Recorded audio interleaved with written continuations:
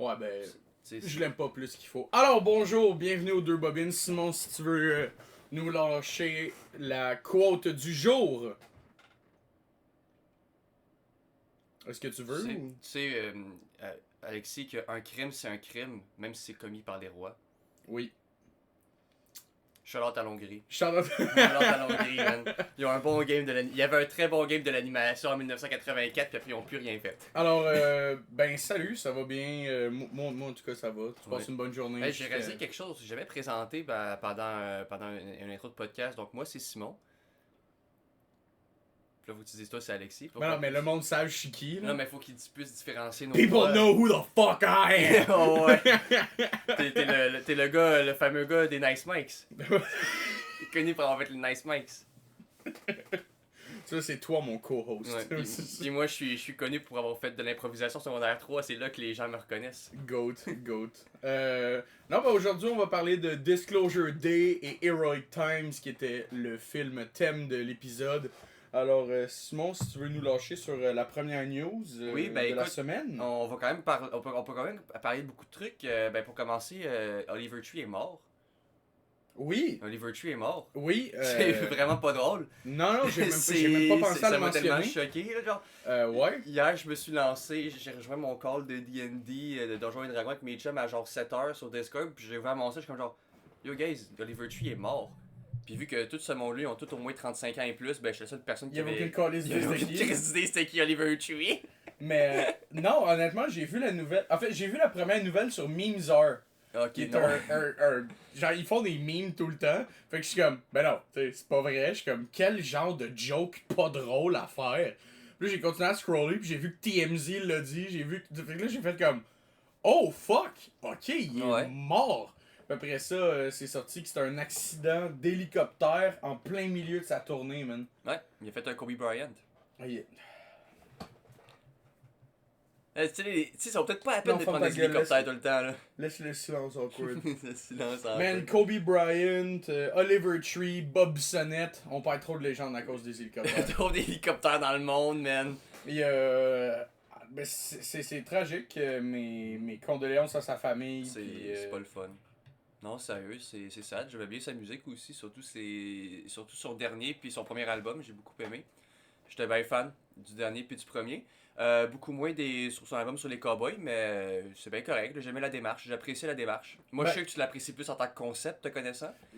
Non, c'est juste j'aimais bien sa musique, genre vers la fin de mon secondaire, puis après ça, je me suis juste mis à écouter d'autres affaires. Mais non, mais Oliver Tree, ça a toujours été un gars que j'ai jamais activement écouté sa musique, mais ça a toujours été un gars qui avait 2-3 tunes dans mes playlists. Ça a toujours été un gars aussi dont j'ai salué l'originalité.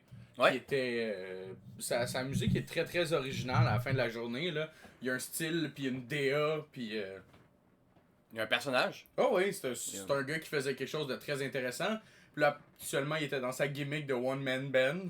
Ouais. Puis, non, il s'est... Ben, c'était un one-man band aussi. Oui, Ouais. oui, mais là, c'était vraiment comme...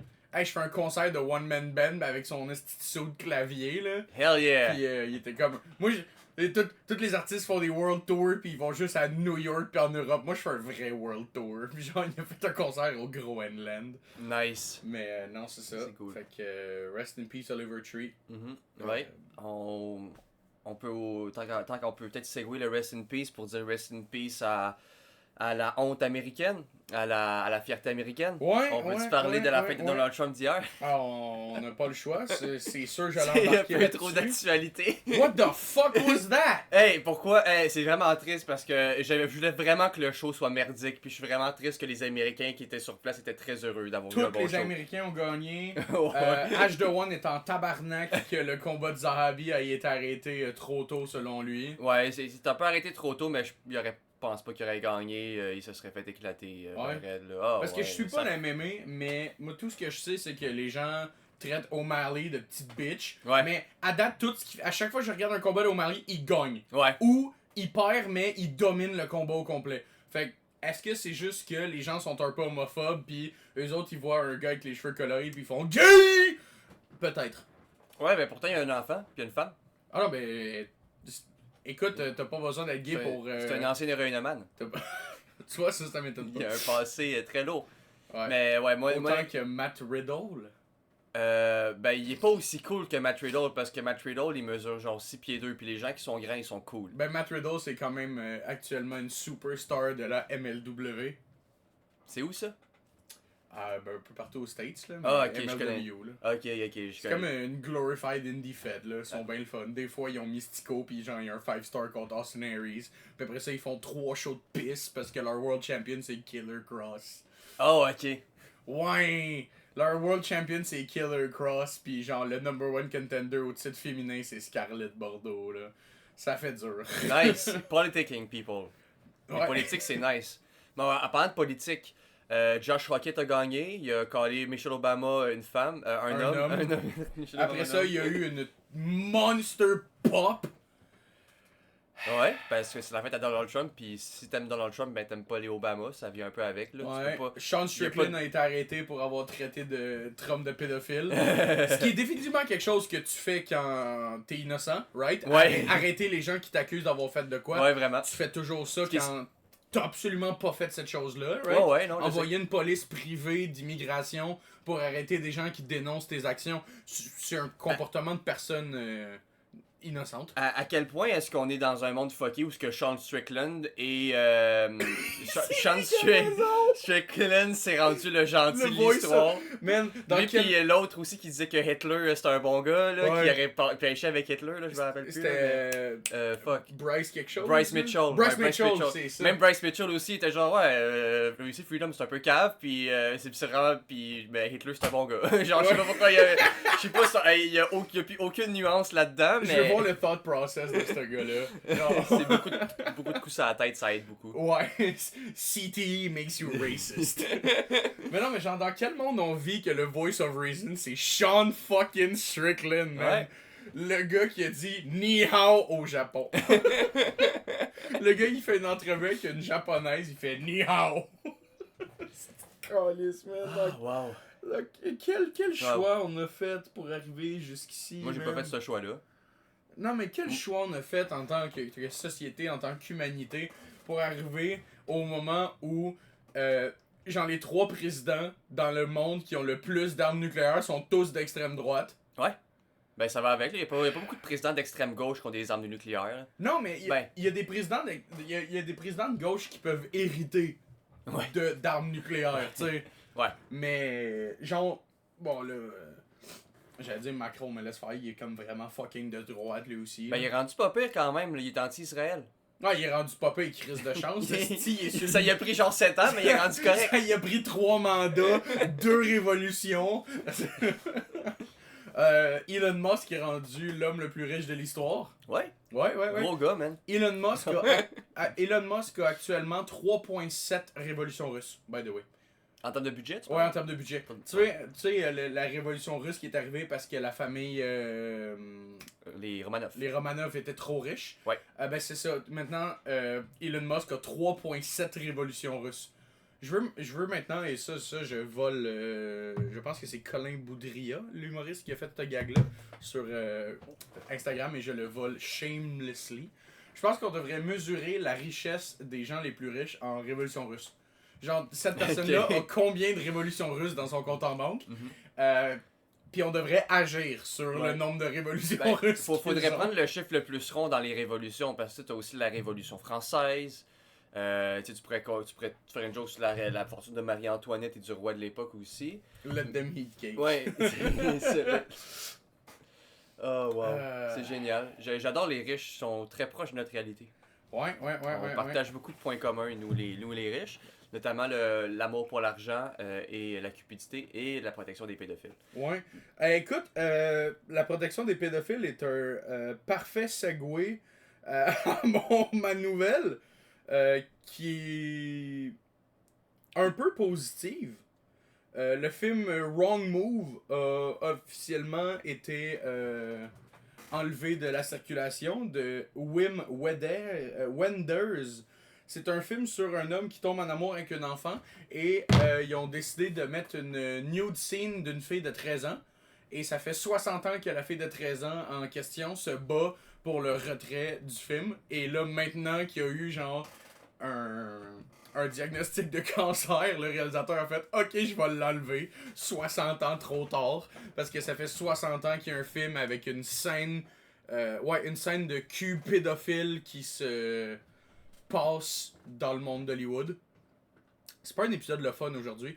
Ah ben ouais, je vois ça, il l'a même montré à la Cinémathèque québécoise. Oh ouais! Ah, c'est cool, c'est normalisé. Il a complètement normalisé la sexualisation d'un enfant de 13 ans. Je dis pas une fille de 13 ans parce que c'est un enfant, c'est ça que c'est.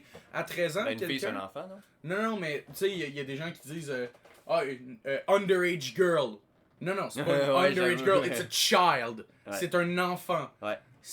Je veux dire, c'est quelqu'un qui n'a pas encore le droit d'acheter des produits caféinés en Allemagne. En Allemagne. En dessous de 14 ans, t'as pas le droit. Fait que là, t'es en train de me dire qu'elle avait pas le droit d'acheter un produit caféiné, mais qu'elle a pu être nue à l'écran pendant 60 ans. Fait que c'est ça. Félicitations à elle qui a réussi à se sauver de ça puis à enfin ordonner le retrait du film de la circulation. Fait que là, évidemment, ce film-là va encore être disponible illégalement, ça c'est évident, mais au moins, il n'y a plus aucun recours légal pour obtenir le film et le réalisateur pourra plus faire d'argent dessus maintenant qu'il est sur le bord de mourir anyway. Fait que, je lui souhaite une bonne mort. Cool! Ouais. C'est bien. J'ai hâte qu'il meure. Ah ben tu sais quoi, je le connaissais pas, mais moi aussi. Ouais, pour continuer sur ce segway, la Coupe Stanley a dit non à Carter Hart et cette fois-ci, il a pas eu le choix d'écouter. Hein? Espèce d'enflure qui a violé une fille avec 5 autres de ses... Tu connais Carter Hart, j'imagine? Oui, un peu. C'était le principal violeur du groupe de 5 joueurs de Hockey Canada. En fait, non, j'ai dit oui, mais non, pas du tout. Ouais, J'ai entendu parler un peu hier. L'actuel gardien des Golden Knights de Vegas, j'en profite pour dire fuck you Vegas. Et il a été signé l'année passée après un hiatus de 2 ans parce qu'il est en procès pour viol en groupe sur une fille heureusement majeure. Ah, ok, ben. Non, Shut the fuck up! Shut the fuck Puis il a up! été reconnu coupable, j'imagine. Non, il aurait été reconnu non coupable parce que, comme toute personne non coupable, il y avait 5 avocats. Fait que c'est même pas qu'il a été reconnu non coupable, c'est qu'il y a pas eu assez de preuves pour l'inculper. Ok. Fait qu'il y a pas eu de... Tu sais, il y a pas eu de verdict non guilty, mais il y a eu un verdict de pas assez de preuves pour continuer le procès. Ouais. Parce que, bien sûr, comme toute organisation qui sait que ces joueurs l'ont pas fait, Hockey Canada ont donné un settlement à cette fille-là. Ouais. Puis à un moment donné, elle a fait, you know what? Non, ces gars-là, ils m'ont fait ça, puis je suis encore obligé de vivre avec. Fait qu'elle est sortie publiquement. Et après ça, il y a eu des poursuites. Et ces 5 joueurs-là avaient tous une équipe de 5 avocats payés par Hockey Canada, right? Nice. Parce que, évidemment, faut protéger des violeurs. Ils sont bons avec une rondelle! Ouais! Puis il faudrait pas leur ruiner la vie à ces gars-là. Là. On fait tous des erreurs. C'est évidemment sarcastique.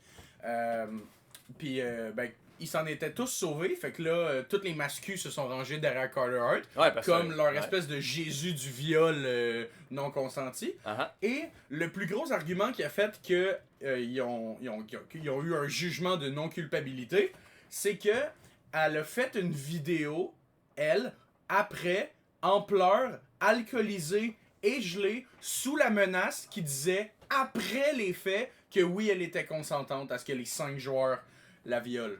Je te laisse deviner que cette vidéo-là n'est pas une preuve de viol, n'est pas une preuve de consentement, parce que c'est pas vraiment comme ça que ça marche, le consentement. Puis si vous êtes pas d'accord avec ce que je suis en train de dire, prenez bien soin d'aller vous faire enculer, ça va me faire plaisir. Et c'est ça, hier c'était Game 6 de la Coupe Stanley.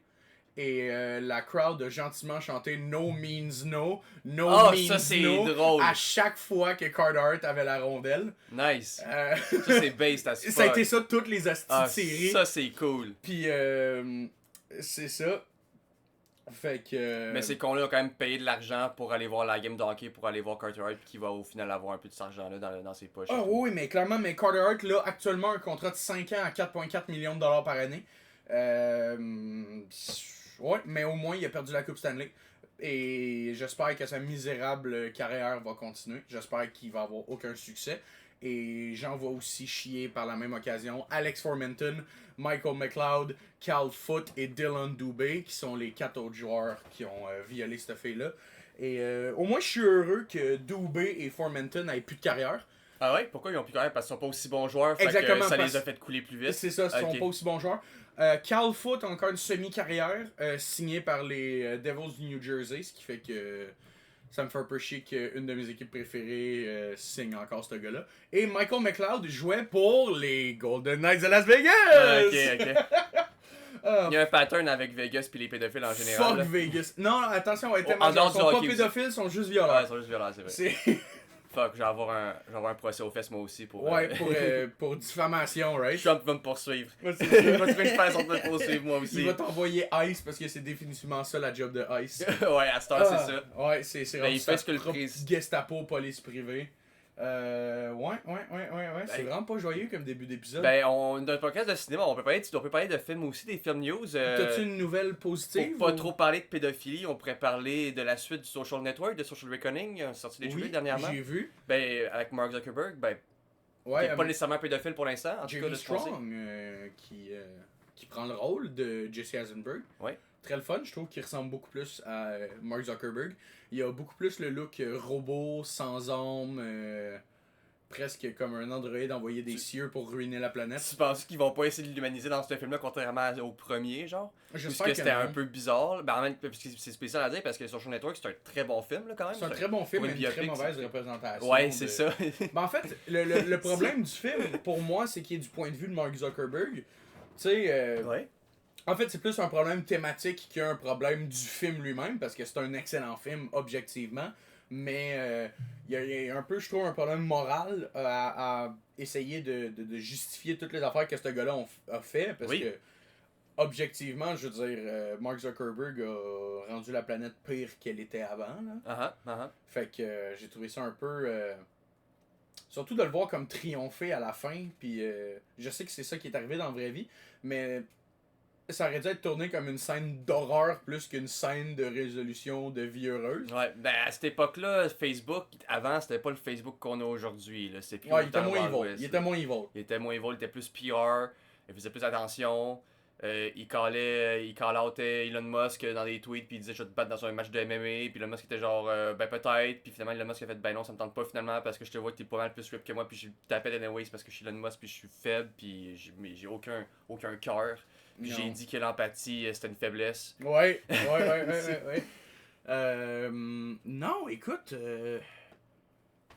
Non. Très politique. Oh, mais, oh, what the fuck. Ben là, l'art c'est politique. Contrairement à ce que beaucoup de gens voudraient dire le contraire, l'art c'est politique. Oh, ma bad, je viens de m'étouffer, mon homme. C'était pas. Veux-tu un deuxième Kleenex? Oui, s'il te plaît, Parce que c'était tu pas. viens de te cracher dans la main. C'était pas glamour, ça, calice de chance qu'il n'y a pas de caméra. Ouais. Tabarnak, mon homme. c'était- Une chance qu'on n'a pas de budget. Une chance qu'on a zéro budget. Mark Zuckerberg, si tu veux nous envoyer des caméras, on va arrêter de te blaster. Ouais. Parce que nous autres, on est de gauche, mais on est très facilement vendus. Bon, on est achetable en esti. On là. est- On est de gauche parce qu'on n'a pas d'argent, mais si on avait du cash, on serait de droite. Ah, c'est ça! Moi, de la seconde que je gagne la loterie, je deviens un grifter d'extrême droite. Là. Moi, Puis je paye plus mes taxes. moi, c'est ça, de la seconde que je gagne de l'argent, je m'abonne à Ben Shapiro. Je là, vais me c'est faire soigner clair. aux States. Au privé, aux States. Mais je me mets quand même dans une file d'attente au public au Québec.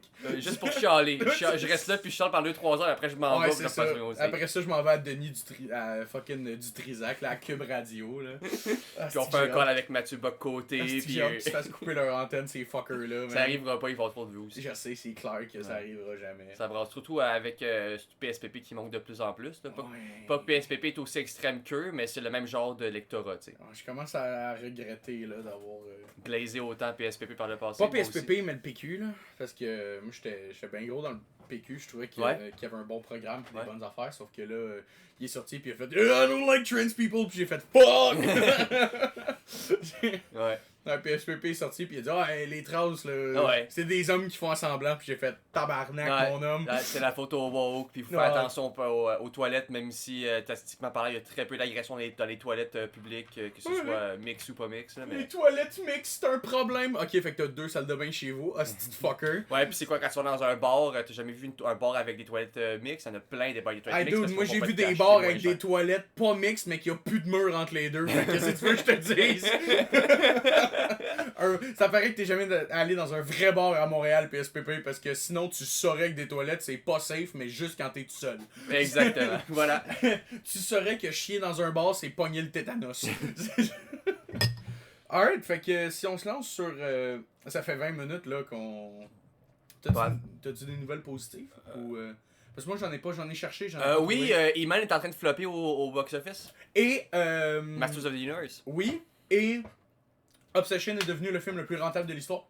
Nice, fait que c'est cool. Ouais. Tu sais que ils ont battu Paranormal Activity. C'est une note très positive. Ouais. Je suis très content que ce soit un film indie qui batte un film indie. Ouais. Très heureux. Ouais. Et, Puis que ce soit pas un mauvais film, parce que Paranormal Activity, je trouve que c'est un mauvais film. Mais Ah, ok. ça, on pourra en parler peut-être si tu fais une recommandation dans le futur, mais je déteste ces films-là, Paranormal J'ai Activity. jamais vu Paranormal Activity. Et moi j'ai eu des notes que j'ai su que le premier était bon, mais que les autres étaient pas mal tout à chier. Ben, ils sont tous pareils, assez, ils sont très similaires parce que c'est très limité comme concept, à part si tu détruis ton concept. Ouais. Parce que c'est du found footage très basique, très cheap. Puis si ça devient plus du found footage très basique, très cheap, ben c'est plus vraiment du found footage, ça devient fake, puis ça devient. Ouais, mais c'est un qui des est pas mal le problèmes. reste C'est de un la des série, problèmes la que j'ai franchise. eu. Justement, j'avais mentionné, je pense qu'il y a 2 ou 3 épisodes, mon amour pour la franchise VHS. Ouais. Qui est basically une série de courts-métrages d'horreur en found footage. Ouais. Et le problème, c'est quand les courts-métrages commencent à avoir trop de budget, tu commences à avoir toutes les imperfections, puis Ouais. ça brise l'immersion, là. Fuck you, VHS Viral. Ouais, puis des fois, ils te montrent genre une caméra comme la caméra du film utilisée dans le film pour filmer ce que tu vois, mais c'est une caméra qui est clairement trop cheap pour l'image que t'as, un peu. Ouais, enfin, ben honnêtement, je trouve je sais pas si tu l'as regardé, là, mais le court-métrage de Siren. Non, j'ai très rare, j'écoute des courts-métrages. Ok, faut que tu regardes cela, moi j'ai adoré. Ouais, tu m'en parles à chaque épisode, je pense, depuis 3 Pas, épisodes. pas de Siren, non, mais la franchise VHS, je la mentionne. Non, c'est ça, c'est. Je suis tombé bien gros à l'horreur féministe après Obsession. Je me suis renseigné un peu sur d'autres films qui pouvaient être. Puis je suis tombé sur VHS, justement, le premier, et ce court-métrage-là, qui est devenu un film. Un feature-length film, que j'ai dans ma watchlist, mais que j'ai pas trop envie de regarder parce que je trouve que. Et la partie la plus cool du court-métrage, c'est justement le fait que c'est court puis que tu sais que tout va chier, là. Fait que je sais pas en long métrage à quel point, parce que c'est quand même. Le lore de ce court-métrage-là est quand même assez limité, là. Mais je te spoilerai pas parce que j'invite vraiment à aller le regarder. Moi j'ai adoré, Julien l'a adoré aussi. Fait que. Ah ouais, Julien. Ouais. Lui qui m'a dit hier que pour lui, les films de Transformers, c'est des chefs-d'œuvre. Non, il a dit qu'il aimait les films Transformers. Ouais, il m'a dit que c'était des chefs-d'œuvre hier. Oh merde, Julien, tu m'aides pas. On était 6 dans le call, puis il a dit les films de Transformers, c'est pour moi, c'est des chefs-d'œuvre. Julien, tu m'aides pas, là, mon homme. Parce que, tu sais, Tabarnak, GBDB, là. t'sais, je veux pas non plus trop en dire, mais tu sais, j'ai préféré quand même Disclosure Day à tous les films Transformers en live action. Là. Oh, ouais, oh, ouais. Puis lui, il les trouve tous mieux que Disclosure Day. Là. T'sais, on compare le niveau. Là. Ouais. D'ailleurs, je remarque que t'as pas mis encore le poster de Transformers 1 que je t'avais volé au Guzzo. Ben, tu l'as demandé la permission de Je le voler. l'ai demandé, mais j'allais le voler. La permission de le voler. Ben, il est dans l'autre chambre à côté. Ah, ok, la job, enroulé la et tout, mais faut que je le découvre. Il n'y a pas vraiment de place pour. Ah, ben oui, là. Ben oui, il y a vraiment fucking de place, mon homme. Hein. Si t'essaies de mentir à qui? Bon, là, ça fait une demi-heure qu'on jase, fait qu'on va se lancer sur Disclosure Day. Ok, fait qu'on va parler de Disclosure Day rapidement. Ben, tu vas pouvoir parler du film vu que moi je parle de la recommandation. Fait que vas-y, parle de Disclosure Day, c'est quoi? Ouais, Disclosure Day, c'est le nouveau film de Steven Spielberg. Il avait pas sorti de film en salle depuis les 4 dernières années. Fait que son dernier film en salle étant. C'est un film avec Paul Dano, ce que j'apprécie, parce que Paul Dano est un excellent acteur. Oui, il y a Paul Dano dans Disclosure Day? Non, dans Fablemans, Ah, ok, excuse. qui est un film sur Sammy Fableman, qui est un filmmaker après la Deuxième Guerre mondiale. Il y a aussi Seth Rogen, for some random reason.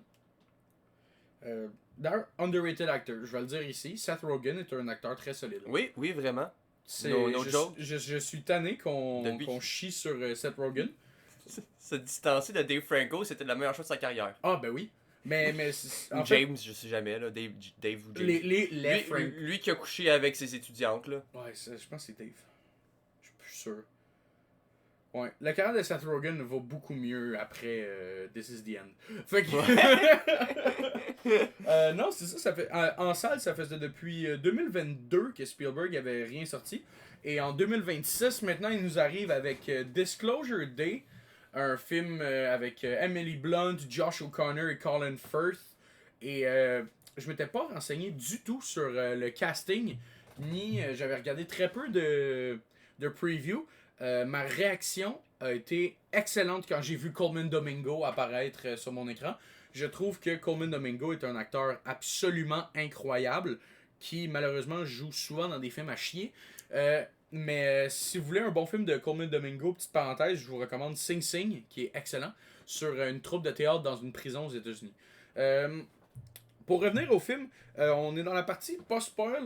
J'ai trouvé le film assez long quand même. Je pense que c'est un film que tu peux pas vraiment donner des informations sur le film sans spoiler. Ça a été, je pense, un de mes défauts du film, c'est que il y a beaucoup de reveal. Le film tient beaucoup sur ces oh, voici un nouvel événement tu sais, voici un nouvel événement, voici le lore implication. C'était très spoon-fed comme c'était très spoon-fed comme information, comme lore. Là, tu vois, j'ai mis une note, je vais le dire tout de suite là, parce que c'est clair que ma note va descendre pendant. T'as même pas mis un like. Hein? T'as même pas mis un like à ta note. Je mets quasiment jamais de like. Ah, ok, c'est vrai. Toi, c'est. Je mets juste des notes. Ouais, c'est correct. Fait que, non, j'ai mis 4 étoiles et demie, parce que j'étais très in the moment. C'est un film qui m'a fait pleurer vers la fin aussi. C'est un film que j'ai adoré. Pour moi, la meilleure scène du film, c'est celle de la télé, à la fin. Là. C'était très Spielberg. Oui. C'était vraiment Spielberg qui fait ce qu'il fait de mieux, c'est-à-dire des scènes un peu paniquées, avec des super beaux visuels, puis des aliens. Ouais. Tu sais, Ouais. quand Spielberg essayait de faire du Spielberg, il le faisait très bien, Ouais. parce que c'est ça qu'il fait depuis les dernières 60 ans. Mais quand il essayait comme d'avoir un storytelling un peu plus moderne, un peu plus stylisé, tu sais, un peu moins stylisé Spielberg et un peu plus, j'ai envie de dire, enjoyable pour les néophytes de Spielberg, c'est là qu'il est un peu moins fun, j'ai envie de dire. Mhm. Il y a, par contre, une affaire très bien réussi par le film selon moi et que clairement j'étais le seul dans ma salle qui a trouvé ça, c'est l'humour de ce film là. Ouais, J'ai quand trouvé même. l'humour assez réussi. Ouais. Je suis un grand fan de slapstick Uh-huh. et il y a beaucoup de gags qui étaient très slapstick que j'ai trouvé drôle parce que il était slapstick mais sans non plus être hors du récit d'un certain sens. Ça s'inscrivait. C'est pas un spoil mais le moment où t'as les deux soldats qui se mettent à courir puis qui se pètent la gueule dans Ouais, la je voulais en vitre parler. qu'ils voient pas. Ouais. Hey man, je Ouais. broyais de rire. Ah là. ouais, J'ai trouvé non. ça tellement drôle parce que c'était clair, c'est ça qui allait arriver. Tu sais, Ouais. les deux ils courent pis t'as un bon comme 15 secondes d'eux autres qui courent là. Pis t'es comme ah ça devrait arriver bientôt pis là, PAM! Pis ils se pètent la gueule man, j'ai tellement ri. Ça finissait là-dessus. Là. Ah, Je ok, pensais ok, que, parce parfait. que t'essayais de rajouter de quoi, fait que. Ah non, mais ben, moi, je te fais ton avis. Moi écoute, j'ai écouté le film. J'ai vu le film. T'as pas aimé. Non, moi j'ai vraiment pas eu vraiment beaucoup de fun. Je pense que j'ai eu beaucoup plus de moments où j'avais hâte que le film finisse que de moments où j'étais impressionné. Mais j'ai beaucoup aimé les parties Spielberg du film de Spielberg d'ailleurs.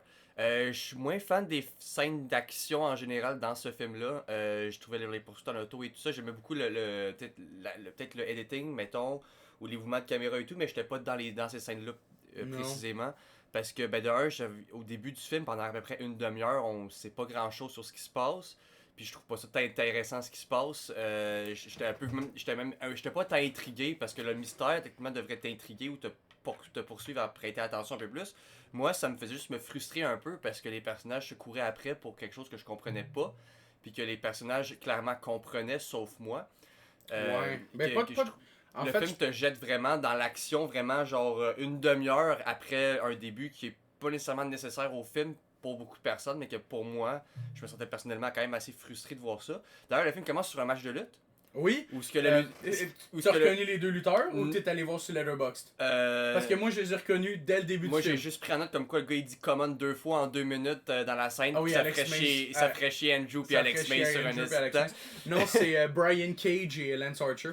Oh, ok. Ah, Lance Archer, c'est ça, je l'avais reconnu un peu avec sa longue couette rouge. Ouais, ben c'est ses cheveux rouges assez faciles à reconnaître. Ouais, c'est ça. J'avais reconnu Brian Cage à son corps all natty, clairement. Ouais.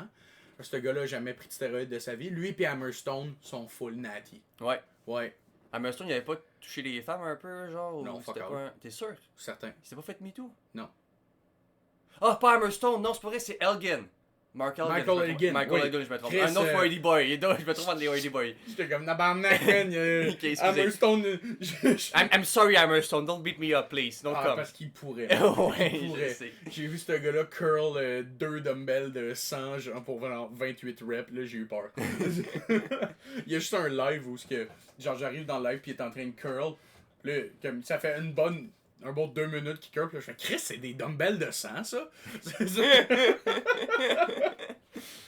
Ouais, donc c'est ça. J'ai beaucoup aimé. En fait, moi, t'as parlé de cette scène en particulier, les soldats avec la maison invisible et tout. C'est peut-être ma scène préférée du film parce que c'est la scène la plus Spielberg que j'ai parce qu'il y a une tension, t'as un peu d'action aussi, t'as quelque chose qui se passe d'intéressant, une mise en scène un peu intéressante avec l'invisibilité de la maison. T'as un punch un peu drôle aussi qui fait qui fait un peu enlever la tension un peu. L'humour avec le son, genre il court tout le temps rien, puis le gars il est genre calmez-vous, écoutez-les, j'entends du bruit et tout. Ouais. C'était vraiment Spielberg parce que c'était de l'action un peu, mais c'était un peu enfantin. Ça, c'est les films que j'aime beaucoup de Spielberg, c'est des scènes d'action qui sont au final un peu enfantins dans leur mise en scène. Ben, Tintin. Tintin ou Jurassic Park. Ouais. Comme ça, Jurassic Park, c'est un peu de l'horreur avec du fantastique. Ben, Jurassic Park, je pense réalisé différemment est un film d'horreur. Là. Oui, 100%. Mais Spielberg est très grandiose dans ce qu'il fait et ironiquement, dans ce film-là, tu sais, je veux dire, Spielberg, si tu me demandes de décrire son cinéma, ben, le premier mot que je te dis, c'est grandiose. Ouais, mais ce film-là était très... les meilleures scènes, c'était les scènes dans huis clos quasiment, là. Tu sais, moi, une autre scène que j'ai trouvée excellente, on peut passer directement dans la partie spoil. On a nos avis. Ce si vous aimez ce genre de film, écoute, tu l'as plus aimé que moi, fait qu'est-ce que quelqu'un aimerait dans ce film-là qui pourrait trouver c'est un film qui te fait passer, et ça, tu peux pas le nier, par toutes les gammes d'émotions.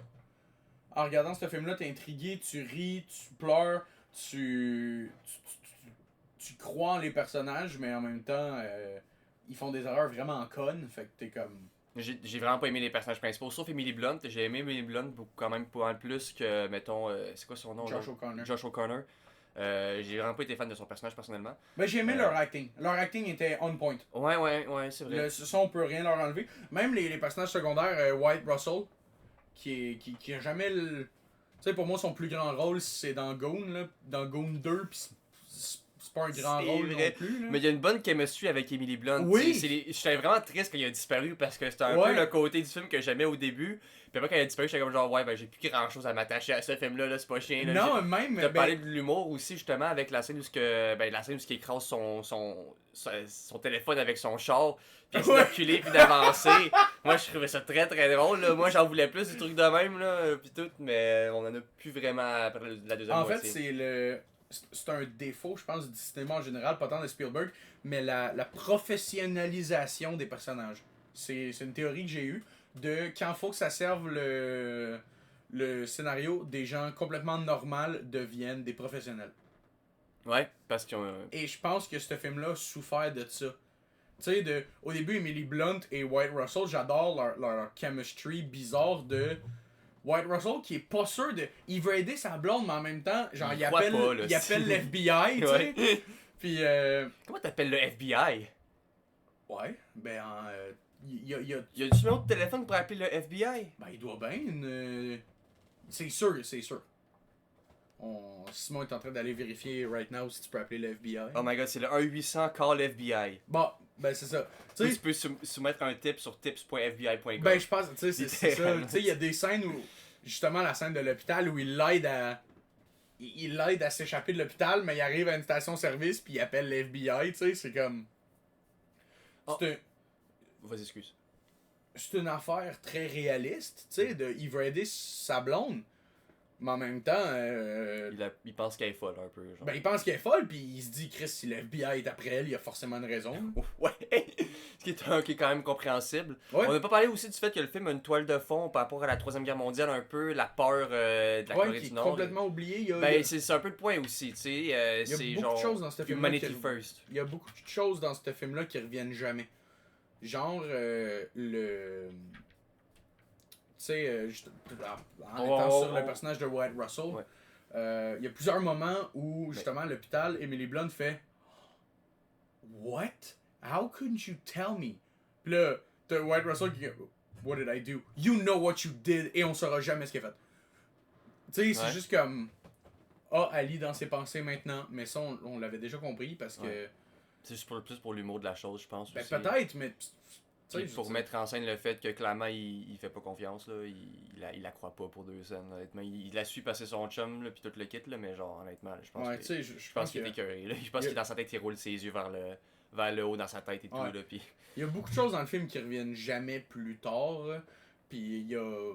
J'ai pas aimé le concept aussi des MacGuffin que... Ah, j'ai détesté le MacGuffin, je voulais en parler justement, le MacGuffin m'a tapé ses nerfs sur un petit temps. Là. Ouais, puis à la fin, ben, on s'en calisse complètement parce que ça sert à rien. Non, elle s'en sert pour ouvrir des écrans puis mettre de l'électricité. Parce que c'est un truc que le MacGuffin peut faire à la fin. Parce qu'à un moment donné, il coupe l'électricité, puis elle s'en sert pour allumer l'électricité en les pointant vers les écrans, puis après elle fait son live et tout. Ouais. Le MacGuffin revient. Le MacGuffin revient plein de fois. En fait, le MacGuffin, il revient tellement que ses pouvoirs changent par rapport à qui l'utilise. Et il explique jamais. Ben oui, parce que au début, c'est le méchant qui l'utilise pour contrôler le corps de quelqu'un. Puis ça, il devient invisible. Puis, for some reason, genre, il contrôle le corps de la blonde à Josh O'Connor, mais genre, il contrôle ses mains aussi, mais genre, faut qu'il soit assis parce qu'elle aussi est assise. Puis à un moment donné, il vient la prendre, puis la met dans son char, puis lui, dans son bureau, je sais pas comment ça fonctionne en fait comme pouvoir, si genre c'est mental ou genre faut qu'il. Parce qu'à un moment donné, tu vois, il utilise ses mains pour prendre un couteau et tout, mais comment il fait pour voir ce qu'elle a voit, puis pour lui connaître genre son environnement et tout. Je trouvais ça tellement mal pensé, mais peut-être que je suis pas toi aussi, je suis peut-être un peu nitpicky là-dessus, peut-être que c'est un peu. Ben non, pas tant que ça, je pense pas que je nitpick parce que c'est littéralement l'item le plus puissant du film, puis c'est ultra utilisé dans le film. Mais ça m'a vraiment frustré, honnêtement, quand même. Ça a enlevé un peu la tension de certaines scènes, malgré le fait que le méchant est très bien mis en scène dans les films. Dans le film, en fait. Oui, mais le... Beaucoup aimé la scène où il a interviewé la femme, justement, de Josh O'Connor dans le film. Puis elle a il y a l'aspect religieux aussi du film qui revient un peu. Elle a son chapelet et tout, sa rosaire, puis elle force bien fort pour essayer de se garder un peu groundé dans la réalité jusqu'au moment où elle finit par le lâcher. Puis là, elle spill les beans sur au bad guy, puis elle le laisse rentrer dans sa tête, puis la posséder et tout. Les acteurs... C'est très bien mis en scène d'ailleurs. Pour moi, les acteurs sont le plus gros point de film. Les acteurs, puis les visuels, là, parce que c'est Spielberg, là, je veux dire. Ce gars-là est unmatched au point des visuels. Là. Ouais. Ben, même... Tu parles des lens flares? Tout. J'ai pas aimé les lens flares. Les lens flares? Les lens flares, c'est quand la lumière, perce un peu, là. Tu sais, genre un lens flare, je préfère te montrer une photo parce qu'une image vaut 1000 mots, puis parce que je peux pas d'expliquer des affaires parce que je suis un peu cave, là. Ouais. Mais le lens flare, c'est quand genre tu prends une caméra, puis tu la mets devant une lumière, puis t'as genre la lumière un peu. Ok, ouais, je vois. Ben, puis honnêtement, j'ai pas vraiment de problème avec la palette de couleurs du film, je trouvais ça quand même nice. Mais il y avait tellement de lens flare qu'au moment donné, ça me faisait un peu mal à la tête. Là. C'est comme l'équivalent de vous allez écouter les Oscars puis du monde qui arrive avec des robes en diamant, qui flash des lumieurs, puis t'es genre yo, respecte mes yeux, s'il te plaît. Là. C'est n'importe quel vidéoclip de The Weeknd. Ouais, exactement. I'm blinded by the lights. Mais non, j'ai trouvé les visuels très très beaux. Ouais. Les décors étaient simples, mais très Spielbergesque. Très bleu. Tu sais, Le film est très bleu, très gris. Le design des aliens à la fin était bien cool. Ouais, t'as trouvé? Moi, j'ai trouvé ça un peu. Pas tant c'est le même design depuis les années genre 60. Tu sais, c'est les gris. Là, c'est les ouais, mais il était un peu plus détaillé. Il y avait un peu plus. Quelques différences. Il y a une affaire aussi qui revient tout le temps dans le film. Puis je me demande un peu comment. Mais moi, puis Julien, on riait beaucoup parce que c'était un des aspects qui m'a le plus fait popper dans ce film-là, c'est le personnage de Santiago, qui a juste l'air d'être tout le temps là où ce qu'il faut qu'il soit, au moment où ce qu'il faut qu'il soit. Santiago, c'est qui déjà? Le gars qui vient chercher Josh O'Connor partout. Ah oui, le gars au téléphone, là. Oui! Ouais. Il fait juste popper, genre, quand t'en as besoin, comme ton cheval dans Red Dead Redemption, là. Ouais. C'est juste comme, yo, Santiago, poup, Santiago apparaît. C'est comme, c'est... Parce que c'est lui qui a toutes les réponses au film, fait qu'il a besoin d'être là tout le temps, tu sais, pour donner des réponses aux questions des gens. Ah, et tout. non. Santiago, c'est le gars qui fait les lifts. Là, t'as Attends, Coleman Domingo. Ah, en c'est tête. ok, c'est ça, je pensais à Domingo. Il est où, Santiago. Santiago. Non, Ouais, Brian Button puis Lance Hoyt. Ok, ouais, Lance Archer et tout. Ouais. Non, c'est un des personnages avec.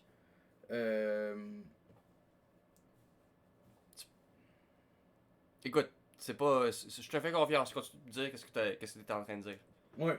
C'est un des personnages qui est dans l'équipe à. À Colin Firth? Non, dans l'équipe à.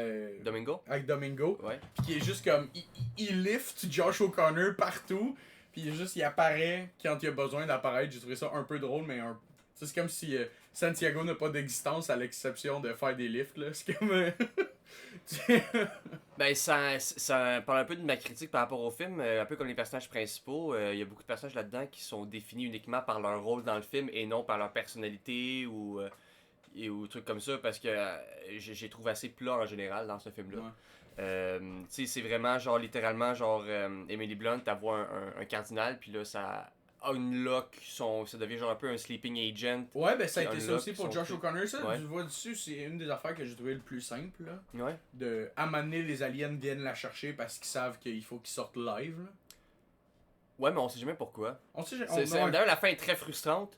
Je l'ai trouvé très frustrante, pas nécessairement. C'est open et tout le kit, puis I guess que le film amène. Le propos du film, c'est Humanity First, puis il faut se travailler ensemble et tout ça. Ouais. C'est un propos pour lequel je peux 100% me get behind. Mais je trouvais que c'était un peu vide dans le film au complet. Fait que quand le film finit sur ce truc-là, qui selon moi était un peu résolu un peu par le passé. En plus, le méchant, il abandonne, comme on est dans la partie spoil, on s'entend là? Ouais. Le méchant, il abandonne, genre, il Le tape out. timecode est à 32 minutes pour la partie. Même si tu me dis les timecodes, c'est pas grave, là, moi je vais le checker, je le réécoute, là, t'es pas obligé de me donner les timecodes, t'inquiète. Le méchant il tape out à la fin, genre comme ça, juste Ouais, parce puis son que. colonel aussi, puis son Ouais, son colonel est juste. décrisse. Ok, il est genre. Puis toute l'équipe s'en va, puis tout le monde décrisse, puis. Ok, le big guy, bad guy, il a dit qu'il s'assoyait sur une chaise, puis qu'il regardait. Fait que. Ouais. Parce qu'il il s'est soumis au pouvoir empathique d'Emily Blunt d'ici la fin. Je vais aller modifier, mais comment je fais pour edit Non, mais tu fais ça un peu vers la fin. Attends, peut-être que tu vas trouver. Peut-être que tu vas trouver un peu. Non, comme parce ça. que j'y ai pensé toute la semaine. Puis ouais, je viens d'y mettre 3 étoiles là. Moi, j'ai écrit Moi, j'ai pris beaucoup de notes pendant le film. Parce qu'il y avait personne dans mon cinéma. Ok. Je suis allé d'ailleurs au Belle Expérience. Non, pas Belle Expérience, pardon. Je suis allé au Cinestars. Cinestars, qui À sont côté les du nouveaux. stade? À Montréal-Nord. Ok. C'est comme les nouveaux Guzzo, right? C'est ça? I guess. C'est un peu, c'est la même infrastructure. Ils ont remplacé des Guzzo par des Cinestars, je pense, un truc de même. Puis c'est toujours aussi HQ l'ancien Guzzo. Là, le moment donné, les lumières dans la salle ont clignoté pendant genre 2 ou 3 moments dans le film. La job. Aucune raison, on était 4 dans la salle. C'était un peu triste, mais j'étais content de pouvoir prendre des notes sans déranger personne. À un moment donné, j'ai écrit une chance qu'Emily Blunt est drôle parce que je commençais à être écœuré du film. Puis des fois, j'avais le goût de gueuler là, à travers mon écran. Et parce que moi, quand un film m'intéresse pas plus que ça, quand il n'y a pas beaucoup d'anchor pour me grounder dans le film, je commence à m'être frustré par rapport au. Je commence à nitpick des affaires, puis je commence à être frustré par rapport aux lois du film. Genre, ils se font pousser par le char dans la traque de chemin de fer. Ouais. Tourne les roues, tabarnak. Pour vrai, tourne les roues, ça va changer l'angle de ta voiture, puis tu vas pouvoir pas mal plus t'en sortir que juste en restant tout droit, puis en freinant. Vraiment, le genre. J'avoue. Euh, T'as-tu d'autres crash out de même? Ben écoute, à part les lens flares dans la phase, j'ai écrit fuck you parce que je commençais à être écœuré ben raide. Par les Cinestars, les lumières qui clignotent pendant le film, vraiment dans le dernier. En plus, vers la fin du film, ça m'a un peu sorti plus du film déjà que j'étais pas de rendre. Moi, j'ai trouvé aussi qu'il y avait énormément de coups de feu, mais il y en a aucun qui a hit. Dans tout le film, il y a personne qui se fait hit avec un tir. C'est un film de Spielberg. Alors qu'il y C'est a souvent ça, beaucoup un de film de monde qui tire. Ouais. Ouais. Ouais, c'est un film de Spielberg pour moi, je comparais quasiment ça à un épisode de G.I. Joe. Mais non, mais tu sais, C'est très naïf. Très enfantin, mais c'est la guerre. C'est un peu pour les enfants, pour les adultes, pour tout le monde, mais c'est quand même la guerre. Mais il y a personne qui meurt à la guerre. Ben non, mais mettons dans Tintin, là, J'ai pas vu Tintin encore. les coups de feu comptent sur les doigts d'une main, là, en réalité. Là. Mais c'est Tintin, c'est pareil pour Tintin en général. C'est souvent des énigmes, détectives, puis des petits coups de poing sur la gueule des fois, pour l'humour. C'est basé sur une bande dessinée. Mais I mean, si tu veux comparer ça à Saving Private Brian, c'est une autre game pour du Spielberg. Ouais. Ou même les Indiana Jones aussi, où ils frappent des nazis puis ils tuent des nazis. Ben tant mieux, tant mieux. Moi, Ouais. Anyway, oui, ben, c'est correct. Ça veut dire qu'il n'y a pas de violence envers les humains. Ouais, c'est vrai, juste contre les monstres. Ben ouais. Les Ou- monstres de dessins animés qui n'existent pas dans la vraie vie. Exactement. Je vis dans le déni. Ouais. Euh... Moi, honnêtement, un bon take sur le film que je suis quand même fier d'avoir eu, c'est que si j'avais 75 ans, ça serait sûrement le film le plus cool à me montrer en ce moment. Parce que c'est un film qui est vraiment cool, je pense que si t'as un certain âge, parce que t'es encore très naïf par rapport à ta vision du monde. Puis t'as un certain niveau de l'âge que t'es comme genre, guys, arrêtez de vous battre entre vous, man, on peut se mettre l'humanité en premier, puis avancer de l'avance. Puis je suis d'accord avec ça au final, mais de la façon que le film me le montre, je suis pas convaincu que c'est une façon, parce que même si tu fais l'affaire avec les aliens sur le News Anchor, il y a quand même à peu près le quart de la population qui dirait, non, c'est fake. Ouais. Non, c'est pas vrai, fake news. Moi, je crois pas à ça. Non, c'est des communistes. Non, moi, je m'en fous. C'est vraiment, pour vrai, genre... It's Obama! C'est Obama! It's Obama! Obama!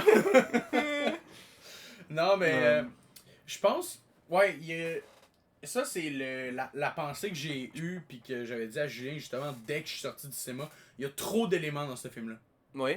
Il y a trop de choses. Je pense que ça aurait été une super bonne série de 6 épisodes de 40 minutes. Ouais, puis tu pourrais peut-être profiter de plus de temps pour mettre des character moments pour les rendre Ouais. plus attachants ou être plus Ça doit dedans, pas un là. casting... Tu sais, ça doit pas être un casting super cher pour une série non plus, là. Tu sais, Non, t'as mais- juste à pas avoir Emily Blunt dans un des épisodes pis t'es good, là. Parce que Colin Firth, je peux pas croire qu'il coûte si cher que ça. Coleman Domingo, il joue déjà dans des séries. Wyatt Russell, il a pas de job. Puis Josh O'Connor, je pense son dernier... Ben, I mean, c'était Wake Up Dead Man, puis qui était un film Netflix, puis Challengers. Ouais, puis Challengers. Puis c'était pas le plus gros high profile de Challengers. Fait que non, je pense pas qu'il demande beaucoup de cash non plus. C'est Ben, vraiment- dans Challengers, ouais, pas mal, là. Ben non, Zendaya. Ouais, oui, mais... En fait, je savais même pas c'était qui Josh O'Connor dans le temps où j'ai vu Challengers parce que j'étais un peu clueless aussi, là. Peut-être que ça va être moi le cave aussi. Ben là, moi, je viens d'ajouter West Side Story à ma watchlist. Ah, ce qui paraît, c'est excellent. Ce qui Ben, paraît, c'est probablement, mais tu sais, il y a Mike Feist qui est dans Challengers aussi. Et, ben, c'est du Spielberg, fait que. Hopefully, j'aime le film. excellent. Ouais, c'est cool. Parfait. Autre chose, vraiment, encore une fois, le MacGuffin m'a vraiment tapé sur nerf vraiment vers la fin, parce que littéralement, les méchants sont genre, ah, on a le hop sur vous, puis après, c'est genre, non, j'ai cet item qu'on utilise depuis le début du film, ben, je vais l'utiliser pour une autre utilisation que comment on le montre depuis le début du film, puis je vais sauver le monde en remettant l'électricité au building, puis après ça, vous allez être genre, ah, ben non, ça marche pas, fait que vous allez vous asseoir sur une chaise, puis vous allez me regarder faire mon speech à la fin. Fait que non, j'ai détesté le MacGuffin dans ce film-là. Ça m'a vraiment tapé ses nerfs. Beaucoup de mystères pour très peu de révélations, même si les révélations ne sont pas la raison principale de l'existence du film. Ça veut dire que littéralement que j'avais un peu raison de ne pas être vraiment dans le film intéressé par. Un des bons aspects du film, ça je pense que tu peux pas le nier non plus, c'est la relation entre Colin Firth et Coleman Domingo. Ouais. Qui est une très... Honnêtement, c'est cool, j'aurais aimé... Écoute, s'il y a un élément qu'il fallait garder puis plus développer, mais qui a pas été fait, c'était ça, là. Ouais. Tu sais, j'ai aimé on a le même objectif, mais des motivations différentes. Ouais. Tu sais, on veut faire la même chose, mais pour des raisons, des motifs et des motivations qui sont pas les mêmes, mais on se respecte. Il y avait une relation un peu... Joker-Batman dans les comics plus récents, tu sais, où il y a vraiment une espèce de respect entre les deux, là. Tu sais, on est les deux côtés d'une même médaille. Et ça, j'ai apprécié. Puis overall, le Colin Firth avec une barbe, holy fucking shit, je veux plus de ça. Ça te fait super plus, genre il a l'air plus menaçant. Honnêtement, ouais. Ben, tu sais, sans barbe, honnêtement, sans barbe, moi c'était Kingsman. Tu sais, il y a de l'air de. Galahad. C'est Ouais. ça son nom dans Kingsman. Ouais, C'est non, ça. je m'en souviens. Mais non, mais ça l'a pris comme un bon 3 scènes avec lui avant que je fasse Chris, c'est Colin Firth. Je te l'ai dit, j'y suis allé quand même en blind, j'ai vu qu'il est sorti, j'ai dit à Julien, yo, t'es disponible à soir? Il a fait ouais. J'ai fait ok, on s'en va le voir. Fait que je savais qu'il y avait Emily Blunt dedans, parce que c'est ton petite face qui est sur le poster. Ouais. Puis c'est tout. Fait que quand j'ai vu Coleman de Bingo, quand j'ai vu Colin Firth, puis même Josh O'Connor, que je trouve que c'est un très bon acteur qui, j'espère, va avoir plus de travail dans le futur. Mais non, c'est ça, ma note finale, ça va être un 3 étoiles sur 5. Ah, wow. Ouais. Ouais, cool. Je suis content d'avoir influencé ton opinion. Ben oui pis non, je veux dire, C'est- tu m'as aidé à mettre des mots sur ce que j'ai ressenti dans la dernière semaine. Là. C'est très flatteur en tant que critique de film. Ouais. Ouais. Critique publiée de film, d'ailleurs, publiée sur Letterboxd. Hein? Critique publiée de film, c'est moi le critique publié de film parce que je publie mes critiques sur Letterboxd. Pour donner plus de... Écoute, j'ai aussi mis des critiques sur Letterboxd. Ouais, je sais, c'est ça la joke. N'importe quel caf est publié sur Letterboxd. Ouais. C'est comme dire que comme quand t'écris un livre puis t'écris en arrière best-seller du New York Times, tous les livres c'est écrit ça en arrière, on dirait qu'à un moment donné, genre c'est Ouais, ridicule. vraiment. C'est plus vraiment un flex honnêtement là, c'est comme gagner le prix Nobel le prix Nobel de la paix après Donald Trump, tu sais, il y a plus vraiment de valeur. Ouais. Après, il a pas gagné le prix Nobel de la Bon, paix. c'est les fait donner par l'ancien gagnant du prix Nobel de la paix, genre. Non, il Non, a c'est vrai, gagné parce que c'est la le FIFA. trophée de la FIFA. Le trophée de la FIFA. Tu vois, moi aussi je suis un critique publié. J'ai mis comme note sur The Lobster. This is like a Wes Anderson movie for people who hate Wes Anderson. Luckily, I hate Wes Anderson. C'est bon ça parce que j'adore The Lobster puis ça en dit long sur mon opinion sur Wes Anderson aussi. T'aimes pas Wes Anderson ou t'aimes pas The Lobster? J'adore The Lobster. Très bon film. Mais j'adore aussi Hôtel Grand Budapest Hotel, mais j'aime pas les autres films vraiment de Wes Anderson, mais je serais prêt à donner une nouvelle chance à ces stop motion par exemple. Ça fait un bout que je les ai vus. Ouais. Fait que vas-y, launch-nous sur Heroic J'ai- Times. Ben, j'ai même pas donné ma note encore. T'avais pas donné ta note? J'ai pas donné ma note, je donne un 6 sur 10 assez froid. Et je ne pense pas jamais vouloir revoir ce film-là, honnêtement. Ah, je la verrai pas, c'est beaucoup trop long pour que je prenne le temps de le voir. Même avec quelqu'un, puis disant, genre, yo, t'aimerais ce genre de film-là, on le check tout ça ensemble? Ouais. Ouais, same. Ouais. Same, moi aussi. Mais là, je pense que Julien va plus me faire confiance pour aller voir des films. Parce que j'y avais dit à un moment donné, hey, on va voir. On va au cinéma, puis on va voir le premier film qui passe à l'affiche. J'aime ça faire ça des fois. J'ai une roulette de. Tu sais, quand il y a bien des films qui m'intéressent, mais j'ai pas le goût de faire un choix, je vais au cinéma. Je suis comme, bah, c'est quoi ta prochaine représentation qui commence? Et comme, bah, j'ai ce film-là. Je suis comme, ok, good, un billet pour ça. On avait fait ça, puis on a pogné Terrifier 3. Fait que t'as aimé ça? J'ai détesté. Ouais, c'est ça. J'ai détesté, j'ai beaucoup de problèmes avec la violence sur les enfants et le film commence par un enfant qui se fait décapiter avec une hache. Mais ça tombe bien, tu dois adorer Hollywood. Il n'y a jamais de violence contre les enfants dans Hollywood. C'est même une règle non écrite des scénarios d'Hollywood. Il n'y a personne. D'ailleurs, je l'ai. Sauf quand t'es Stephen King. Ouais, puis que t'écris un livre avec un clown.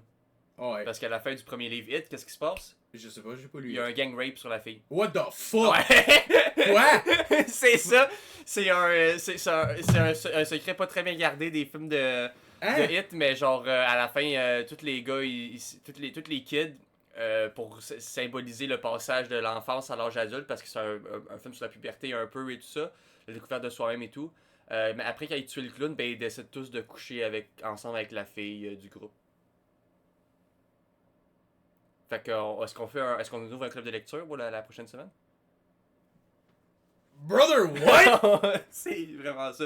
Fait que, sur ça, Ok, ben, je voulais juste avoir- c'est ça le titre de l'épisode. Heroic Times, Disclosure Day et ce qui se passe à la fin du livre. la fin du film Hit. Je vais prendre note pour que je puisse me rappeler. Ouais. What the fuck?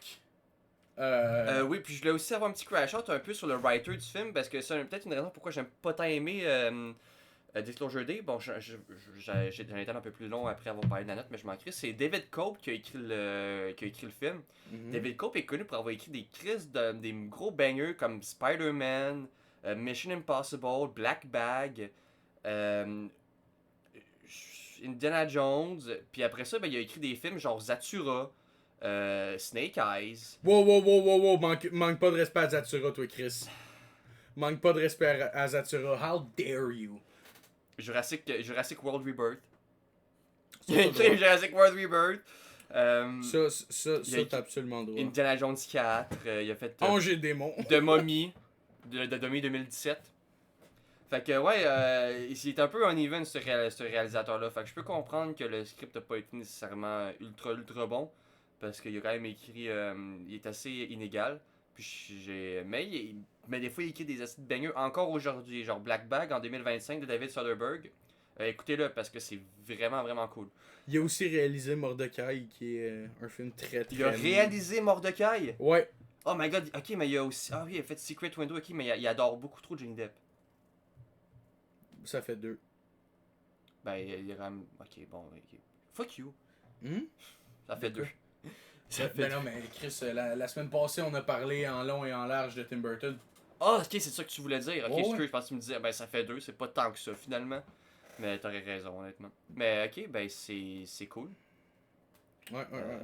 Bon, on peut parler maintenant de ma recommandation. Fait que lance-nous sur Heroic Times, le film de l'épisode, timecode à 55 minutes et 20 secondes. Donc, c'était Heroic Times ou Dalias Idok de Joseph Gemes, film d'animation hongrois, vraiment tout fait en peinture, peinture à l'eau, peinture à l'huile, qui était peut-être une excellente partie du film, c'est la qualité. C'était vraiment cool. C'est la seule bonne Non, partie du non, film. vraiment t'exagères vraiment beaucoup. J'exagère pas. Vraiment beaucoup. C'est un meilleur film que Disclosure Day.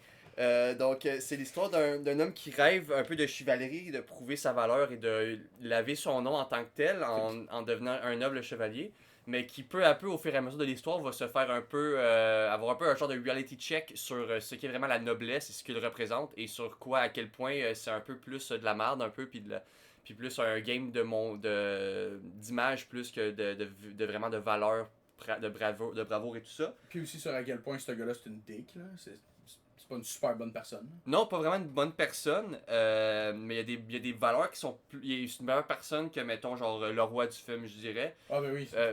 C'est une meilleure personne que le majeur antagoniste. Il a plus de chance, j'ai envie de dire. C'est comme le minimum, là. Ben, c'est ça, c'est ça, c'est les Heroic Times. Fait que, ben, moi, qu'est-ce que je pourrais dire sur le film? Ben, j'ai beaucoup aimé le film. Moi, j'ai beaucoup aimé.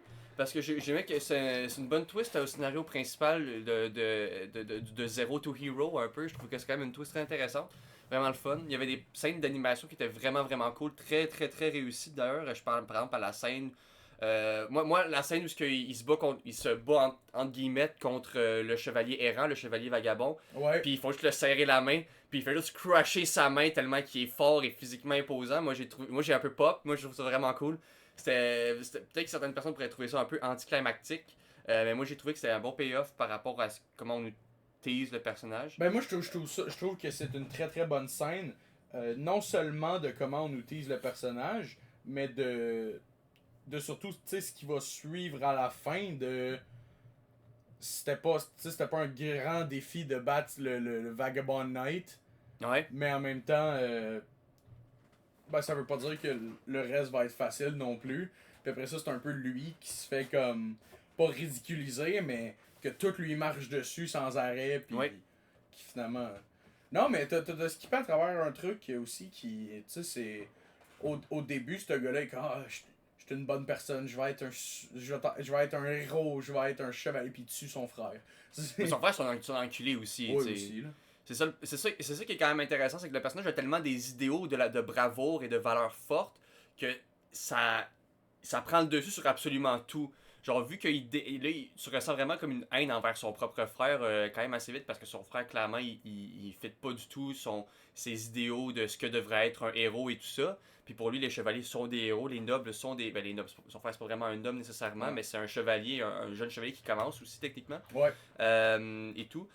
Puis j'ai vraiment aimé comment on met en scène la force du personnage principal très vite avec, mettons, le billot de bois qu'il utilise pour pointer. Puis c'est genre un billot de bois long de comme 3 mètres qui tient à une main tout droit, comme de rien n'était.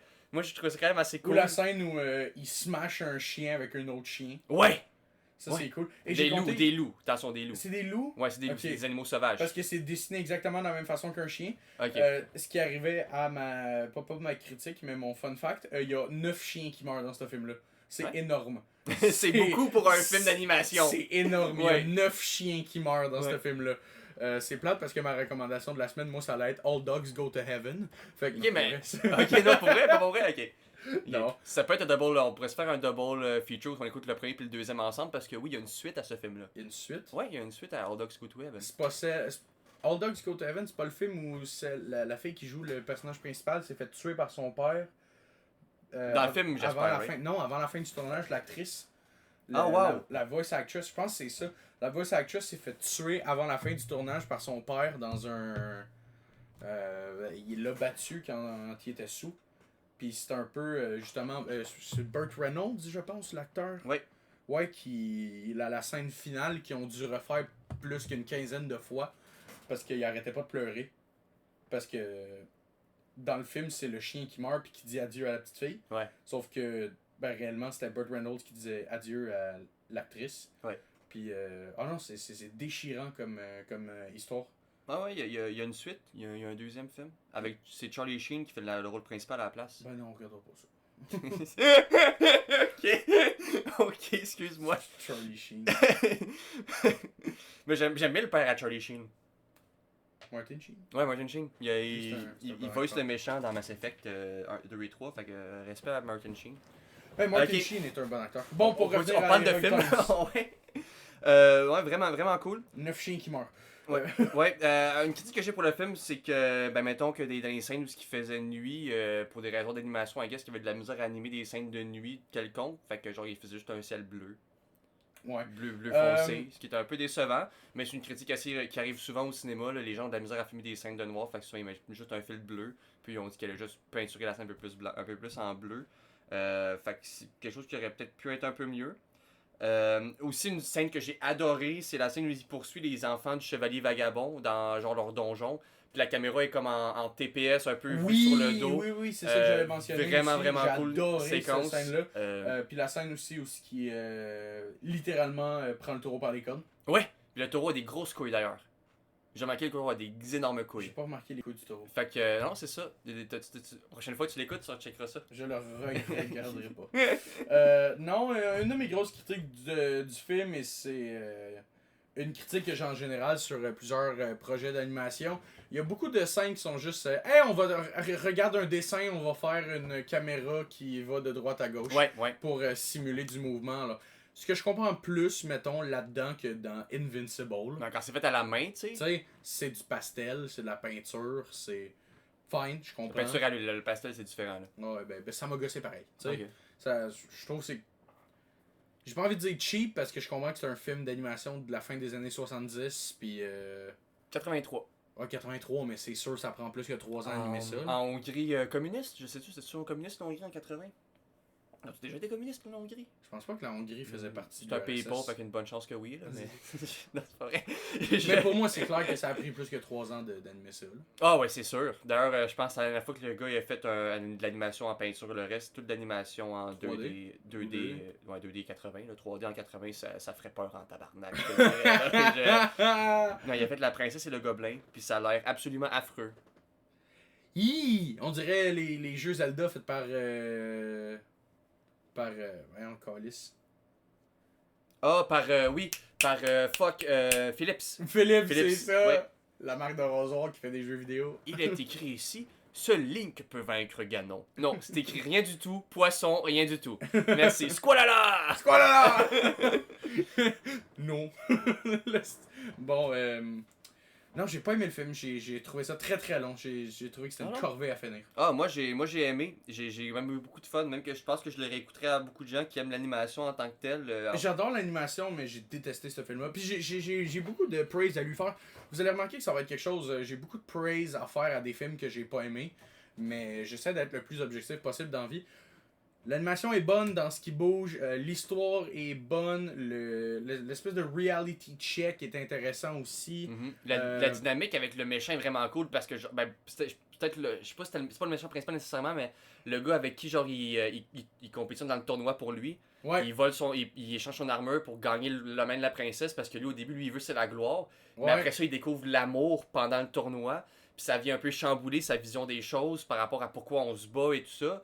Puis après, dans le film, vers la fin, peut-être le Il deuxième tiers. l'embrasse puis il finit par tuer le gars. Ouais, puis après ça, la femme a meurt off-screen en fait. Ouais. C'est ça qui est un peu triste. Puis après ça, il n'y a plus rien. Il perd presque tout. Puis d'ailleurs, deux critiques que j'ai par rapport au film, par rapport à son storytelling, c'est que la narration, elle n'était pas nécessairement tout le temps à comprendre. Même que des fois, je dirais que ça aurait peut-être été mieux de garder le film vague ou de le garder muet. Parce que j'aime pas vraiment ça, les films qui sont à moitié muet, moitié narration. Je préfère Ben moi, un ou l'autre. la narration m'a sorti du film. Puis Ouais. y a une affaire que j'aimais du film, puis que je me suis dit à voix au début, j'étais comme, ok, on va avoir une narration au début pour nous setter le. Ouais. Tu sais, nous setter l'univers. Puis après ça va être du show, don't tell. Mais après ça, il faisait du show and then tell, mais Ouais. tell pas ce que tu show. C'était fucking un peu. Fait que ça m'a sorti du film. Puis tout ce que ça a pris, justement, c'est un petit manque d'attention. Puis après ça, j'ai complètement décroché du film. Parce que je trouvais ça plus intéressant. Je trouvais que c'était trop vague ou trop précis. Il montrait quelque chose, disait une autre chose, ou montrait quelque chose, puis après ça nous le disait. Tu sais, justement, tout le moment où, corrige-moi si j'ai tort, mais genre, il est emprisonné pendant 20 ans, il ressort, puis le roi est rendu à faire des tournois de faux chevaliers. Ouais. Ouais? Ouais. Ça, j'ai pas compris cette partie-là. Non, je peux comprendre un peu parce que c'est vrai que je peux pas non plus dire que j'ai compris à 100% le film moi non plus. J'ai peut-être des certaines vagues, mais je suis prêt à le regarder une deuxième fois avec une autre personne.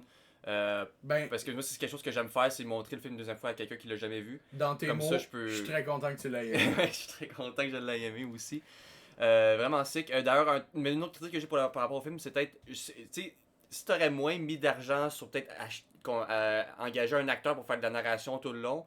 D'ailleurs, un acteur que j'ai quand même regardé, quand même un gros casting, là, ça a l'air, Gyula Sabo qui fait la voix, il a quand même 80 films à son actif. Oh! C'est genre c'est beaucoup, là. Puis, Pas un acteur c'est quand même, qui est probablement un acteur local. ouais, sûrement un acteur, ouais, il y a Non, mais dans le sens, c'est pas un acteur qui est vraiment sorti de la Hongrie. non, c'est juste la Hongrie, ces films que je vois là. Ouais, c'est parce tous des que termes hongrois, des titres hongrois, plein de courts-métrages. Un peu comme Jean-Patrick Huard, c'est un bon acteur, successful, mais c'est un acteur local. Oh, ouais. Exactement, c'est vraiment ça. Il a juste fait dans des films hongrois, là, ce que je peux voir. Mais 80 films hongrois, quand même, des courts-métrages, beaucoup. 80, ça m'a l'air énorme. Ouais, c'est. Le gars, Tu sais, mettons, pour comparer à Patrick Huard, là. Il y a combien de films, le Patrick? il y a Garfield Orator. Hein? Ben, tu peux pas battre ça, Garfield Orator. Ben ouais, lui aussi, il a fait du doublage. 38 films, Patrick Huard. Puis Patrick Huard, c'est un gars qu'on voit sur la scène québécoise depuis plus que 20 ans. Il a fait beaucoup de séries aussi. Il a réalisé le remake de Brooklyn Nine-Nine aussi, non? Au Québec? Non, ça c'est pas lui. C'est pas lui qui a réalisé? Non. Esquad 89, là? Non, c'est pas lui. T'es sûr? Pas mal. Mais dans la critique de What the fuck Kev dessus, il me semblait que c'était lui qui avait dit que c'était lui qui réalisait. Oh my god, c'est lui qui a fait Filière 13. Oh my god, faut que je revoie ce film-là, man. Avec Paul Doucet. Ouais, là, c'est réalisé par. La saison 1 est réalisée par Patrick Huard, la saison 2 est réalisée par Patrice Ouimet. Ok. Donc, c'est réalisé par Pat et Pat. Ah man, Filière 13, le film où André Sauvé pète une coche. C'est magique. C'est parce qu'il vendait pas de maison. Je sais pas, va falloir que je revoie ce film-là. J'ai plus aucun souvenir à part la scène où André Sauvé pogne les nerfs.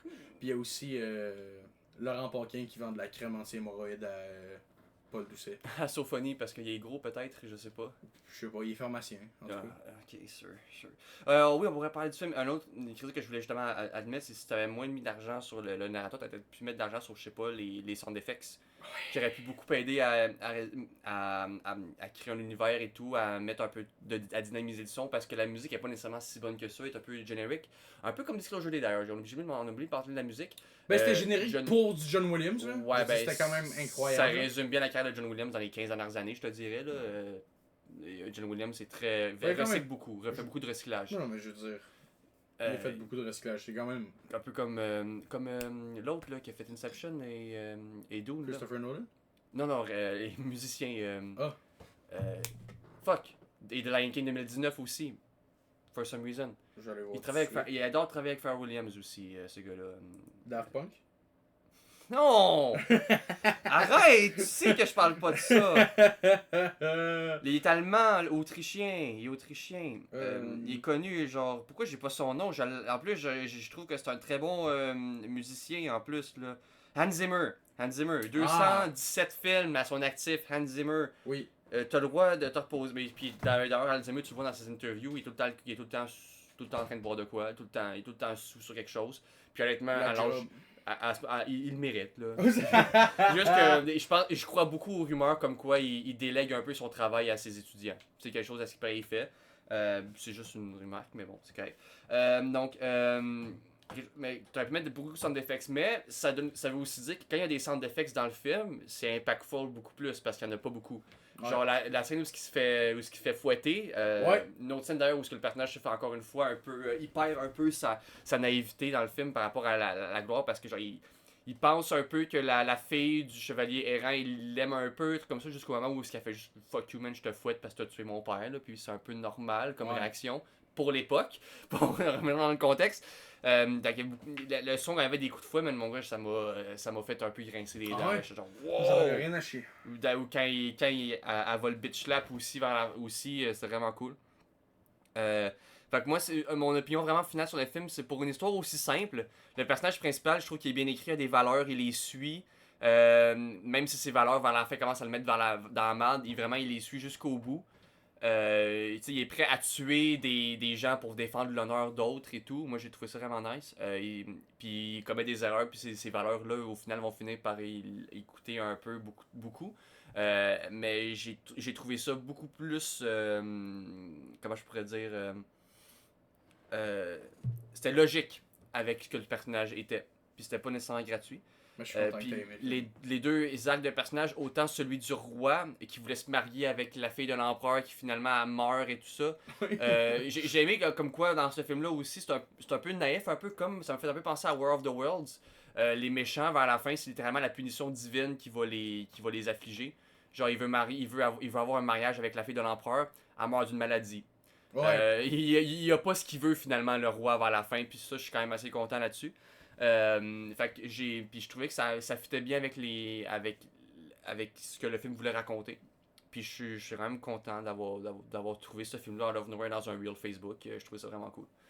Je trouve beaucoup de films d'animation obscurs dans un real Facebook qui sont quand même assez enjoyable aussi. Là. La licorne et le taureau aussi, c'est un très bon film. Mais on va en parler plus tard. On va parler dans un autre moment.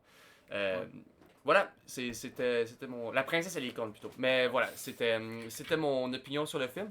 Et, très content, j'ai vraiment pas aimé le film. Je vois les qualités, puis je comprends aussi ce que tu me dis aussi. Puis c'est vrai que c'est bien réalisé, c'est beau, c'est très beau. Pour vrai, ça a dû prendre comme énormément de temps à faire. Tout est fait dans les moindres détails et ça c'est très très très appréciable. Mais le film n'a pas résonné avec moi. J'ai pas aimé le. Il y a des côtés de l'animation que j'ai trouvé un peu paresseux, justement les images qui c'est juste un traveling plan d'une image fixe. La narration qui était pas toujours claire. C'était juste un peu inintéressant, j'ai trouvé. C'était une histoire classique. Peut-être qu'il marcherait mieux en live action ou avec une façon différente de la porter. Ou je sais pas c'est quoi le problème exactement de ce film-là, mais j'ai trouvé qu'il me manquait de quoi pour en faire un très bon film. C'est un chef-d'œuvre. Il manquait de quoi. Mais j'ai aimé l'aspect handmade du film, puis ça je peux pas l'enlever au film. Je peux pas enlever aussi non plus le côté mythologique du film qui est presque un retelling de l'histoire d'Achille. Un peu dans la mythologie grecque, tu sais, un homme très fort qui a des bonnes valeurs, mais qui au final finit par devoir sacrifier la personne qu'il est puis qu'il veut être au profit du bien commun, puis un peu de devoir accepter sa place jusqu'à ce qu'il meure. Tu sais, c'est comme. C'est très bleak comme histoire, mais c'était raconté avec beaucoup d'espoir. Même. Mais beaucoup d'espoir du point de vue du personnage, mais le point de vue du monde autour était pas du tout en phase avec lui. Non, c'est ça. C'est un peu comme si tu foutais genre Aragorn dans le monde de Game of Thrones. Aragorn? Frodon, peut-être. Frodon dans le monde de Game of Thrones. Aragorn, c'est pas pire. C'est pas pire. Honnêtement, j'aime l'image.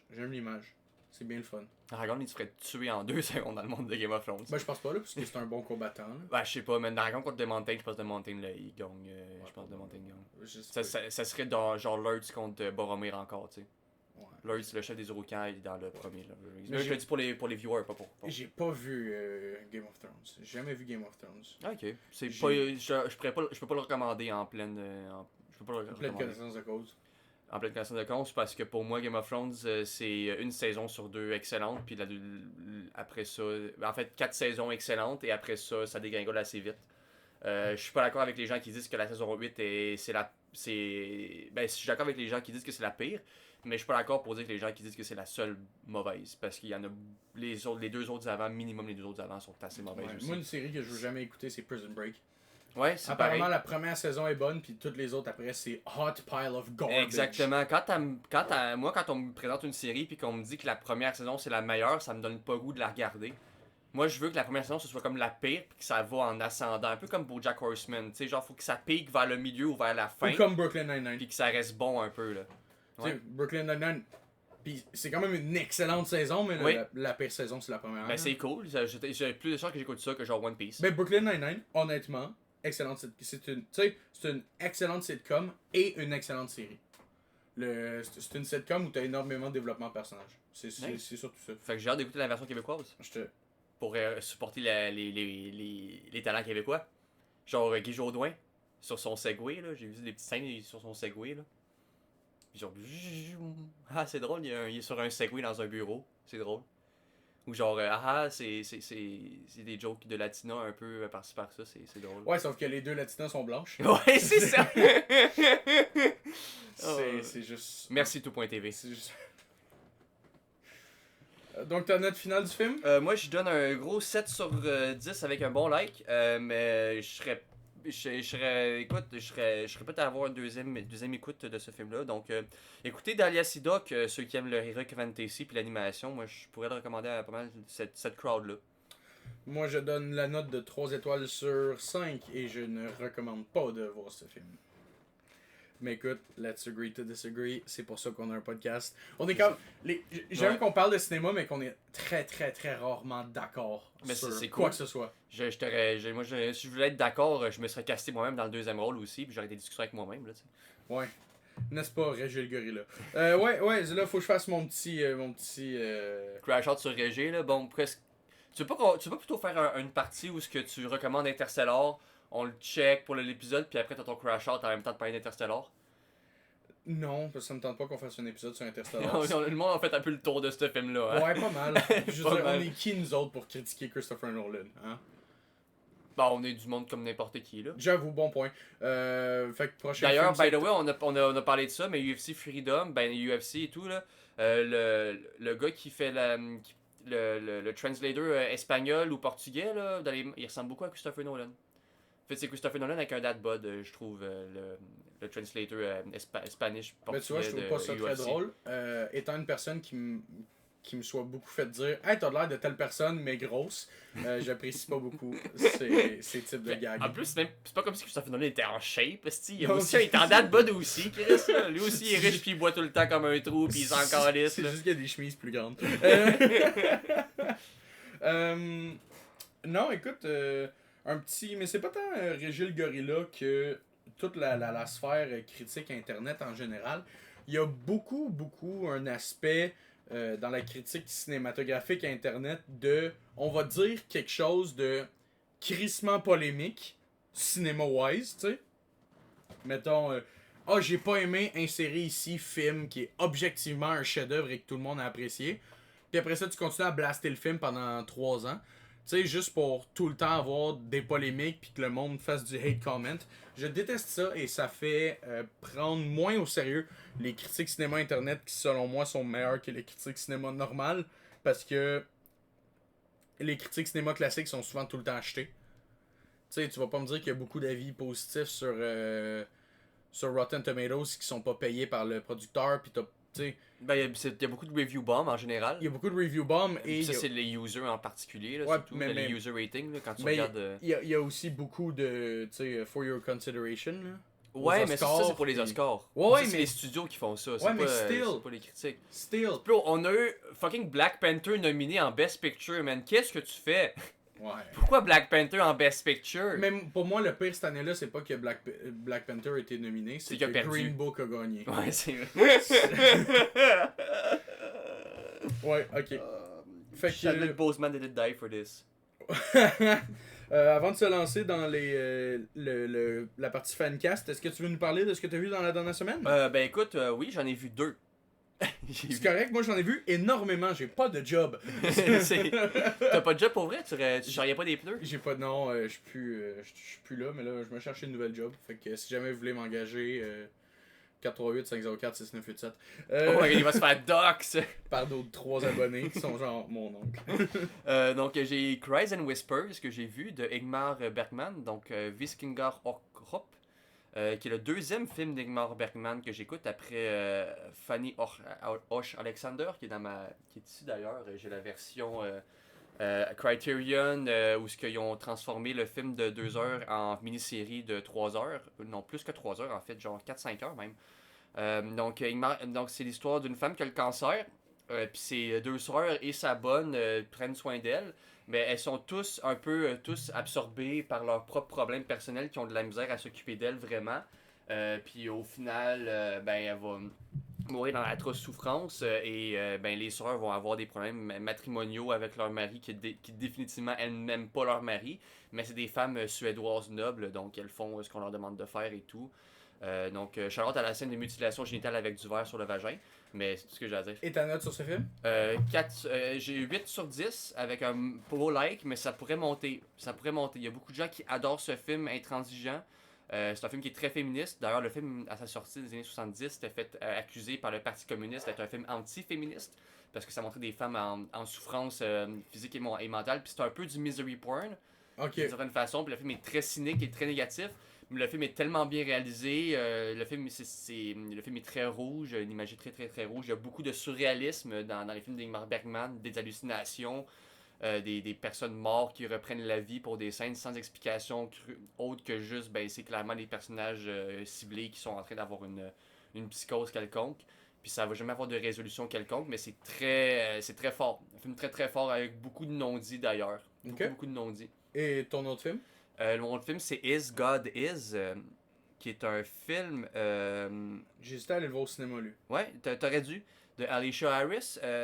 C'est son premier film, un très bon début movie sur des jumelles déformées par la brûlure avec leur mère, jouée par Vivica A. Fox, qu'un homme qui est en fond son mari, qui l'a. Sterling K. Brown? Sterling K. Brown, ouais, qui l'a foutu en feu après un argument, puis après lui, il est parti vivre en commune avec du monde religieux, puis il y a comme genre plein de femmes un peu par-ci par-là.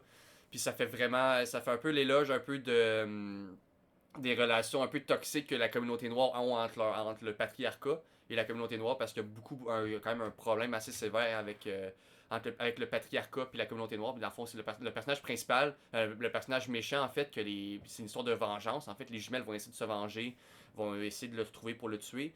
Puis ils vont aller rencontrer toutes ces familles qu'il y a eu une après l'autre, parce qu'il y a comme plein de familles différentes. Qu'il y a une famille où c'est tous des gens très religieux. Il y a un enfant son fils s'appelle Ezekiel, puis il est persuadé que c'est genre le second coming of Christ parce qu'il l'a appelé Ezekiel, puis que sa mère, elle a comme une paroisse à elle et tout. Puis après ça, puis on the side, ben en fait, lui, il y a comme une troisième famille où il est juste riche, puis il abuse de sa femme, puis ses enfants qui sont aussi des jumeaux au final. Ils ont un peu la belle vie et tout, puis ils s'en crissent.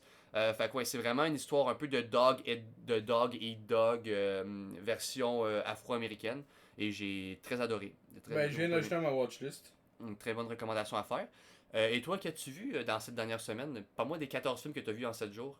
J'en ai-tu vu pour vrai 14? Non. Je me pose la question. 1, 2, 3, 4, 5, 6, 7, 8, 9, 10, 11. Tu nous fais-tu un rapid fire par exemple? Ça te dérange-tu là? Rapid fire. Okay. Le 9, j'ai vu Lightyear, 3 étoiles sur 5. Je le recommande pas. C'est un film d'animation très serviable avec du bon voice acting de Chris Evans et de Keke Palmer. Une belle histoire classique de Disney, mais qui se sert en elle-même puis que j'ai déjà vu mieux ailleurs.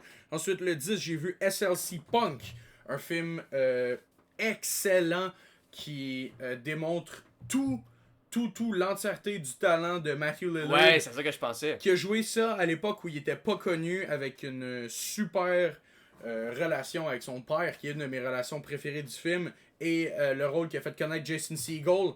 5 sur 5, je recommande absolument aller voir ce film-là, très misérabiliste. C'est réalisé par qui déjà? James Marandino. Oh, Marandino. Fait que c'est ça. 5 sur 5, excellent.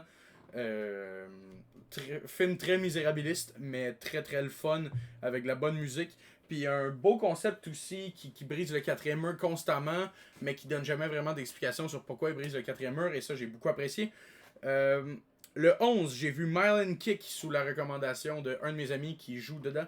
Et 3 étoiles et demie, je le recommande. C'est un film très le fun sur un peu... on arrive à l'âge adulte. Très le fun aussi sur c'est quoi de grandir à Montréal. J'ai ressenti un peu ça dans le film. T'es pas montréalais. Non, mais j'ai grandi pareil à Laval, là. Fait que c'est basically Glorified Montréal, mais Laval ou rien! Bro, Laval, on a des légendes, man. Martin Matt, Sami Zayn, Ayman Zahabi, Martin Saint-Louis. Philippe Bond. Il crisse. C'est ça, 3 étoiles et demie, je recommande. Ensuite, j'ai vu The Rip sur Netflix. Matt Damon et Ben Affleck dans toute leur grandeur. Pour vrai, du très bon jeu, mais très unilatéral.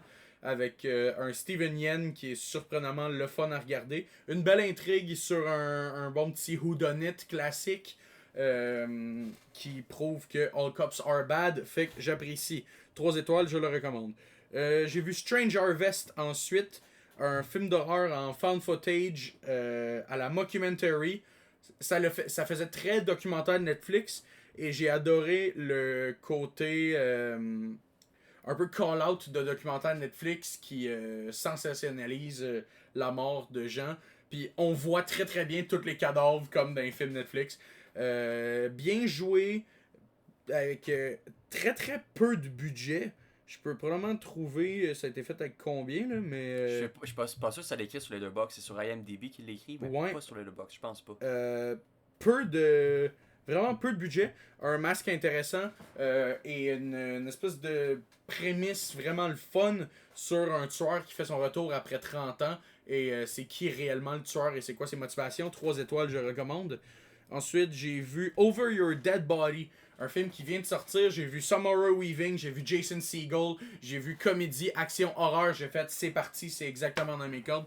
Et c'était exactement dans mes cordes. Ma review du film d'ailleurs qui est This movie actually deserves 3 stars, but Samara Weaving's actual accent deserves a little bump. Très le fun que Samara Weaving a pu parler avec son accent australien. Super bien joué de Jason Segel. J'ai trouvé un peu que c'était comme Becky, le film Becky, je t'en avais parlé, sur une petite fille qui tue des nazis. Ben là, c'est une petite fille, c'est deux personnes, un couple qui essaye de s'entretuer. Sauf que finalement, il y a des prisonniers qui arrivent dans leur maison puis qui essayent de les tuer. Fait qu'ils ravivent un peu leur flamme sur une actrice qui fait plus rien de bon et un ancien réalisateur hollywoodien qui est rendu à faire des pubs de téléphone. Fait que c'est très le fun. Oh. Un bon banter et une excellente chimie entre Jason Segel et Samara Weaving. 3 étoiles et demie, je recommande. Ensuite, j'ai vu American Fiction. Film sorti en 2023 avec Jeffrey Wright dans le rôle principal sur un auteur classique un peu le cliché du personnage noir intellectuel qui se pense au-dessus des autres, qui se ramasse à écrire à la joke un livre afro-américain, fait que tu sais de classique gang style que le classique style d'histoire américaine, Okay. afro-américaine que les blancs aiment bien dire comme ah, ça c'est une vraie histoire noire, gritty. I love black culture. Ouais, c'est ça. Sauf que finalement, c'est son livre qui a le plus de succès. Ouais. Puis c'est lui qui navigue justement son histoire familiale avec un frère qui fait son coming out à 50 ans. Puis Ça fait très Spike Lee comme film. La- C'est Spike Lee? non, c'est Cord Jefferson. Il a rien fait d'autre. Ah, pis c'est un blanc. Non. Il est-tu blanc? Non, il est noir. Ah, ok, excuse, j'ai pas c'est mon angle de caméra. Je suis pas raciste. Fait que non, c'est ça, un beau film sur J'ai whitewash un acteur sans faire exprès. un je me sens mal. réalisateur. Un réalisateur. Une belle relation avec sa sœur et une belle histoire sur le concept de let go avec sa mère qui devient schizophrène au fur et à mesure du film. 3 étoiles et demie, je recommande pas, c'est très très long et très misérabiliste. C'est un excellent film par contre, mais tu te sens misérable à la fin de ce film. Regarde pas ça avant d'aller te coucher puisque c'est pas le fun. Disclosure Day, Heroic Time. Et ce matin, j'ai vu Ababouiner, un film québécois. Je me suis dit que j'allais laisser une autre chance au cinéma québécois. Un film de André Forcier, qui a fait plein d'autres films inconnus. Sur le langage québécois. C'est un beau film québécois sur la culture québécoise, mais le reste est assez pas marquant. 2 étoiles, je ne recommande pas. Fait que. Donc on reste dans le classique, on fait des films québécois que juste au Québec on aimerait ça, écouter ces films-là. Genre, En fait, faut être c'est- québécois pour aimer ce film-là. Non, c'est spécifiquement, faut être un Québécois qui va dans des festivals de films québécois. Ok. Ouais. Fait qu'on s'en va à Fantasia puis on va voir ça. Ah non, non, non, non. Genre un festival de cinéma dans un parc public à Val-David. Là. Ah, ok. C'est ça. Fait que c'était mes films. Ma recommandation de la semaine. Ta recommandation de la semaine avant d'aller au Fantasy Cast? Ben, je pense que j'irai avec Cries and Whispers. Cries and Whispers. Ouais, Moi, ça va être SLC Punk. Ouais.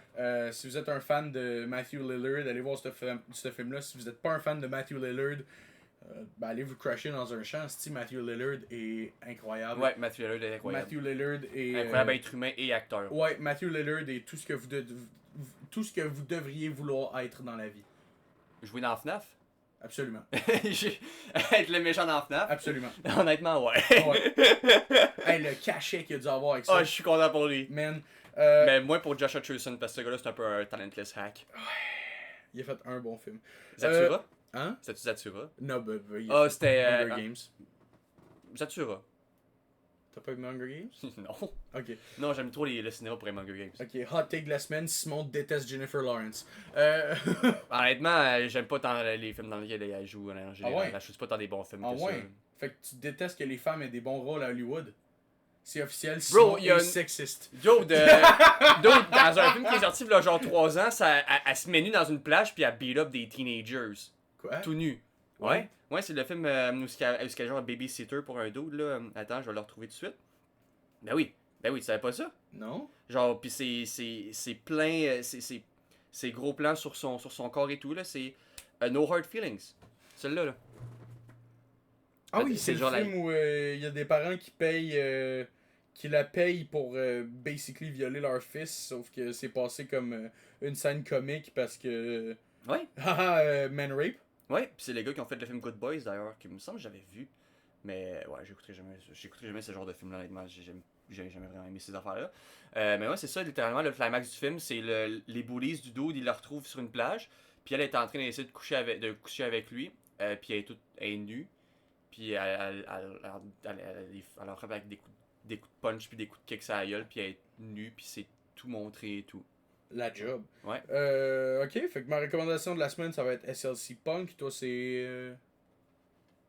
No, moi c'est Cries and Whispers. No, que je peux recommander Cries aux gens. and C'est pas la Whispers. recommandation du film de la semaine prochaine. Non, par non, exemple, non, ne non, pas non, c'est confondre. juste nos recommandations. D'ailleurs, on a des dates de sortie pour nos épisodes. Maintenant, c'est tous les vendredis. Ok, Tous les vendredis soirs, ils vont sortir. Tous les vendredis soirs, parfait.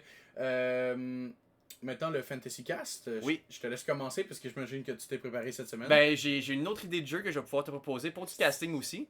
Comme ça, j'ai pas besoin d'écrire un script à chaque semaine parce que c'est déjà difficile pour moi d'en écrire un Ben, seul. moi, je l'ai fait. Ouais, je sais.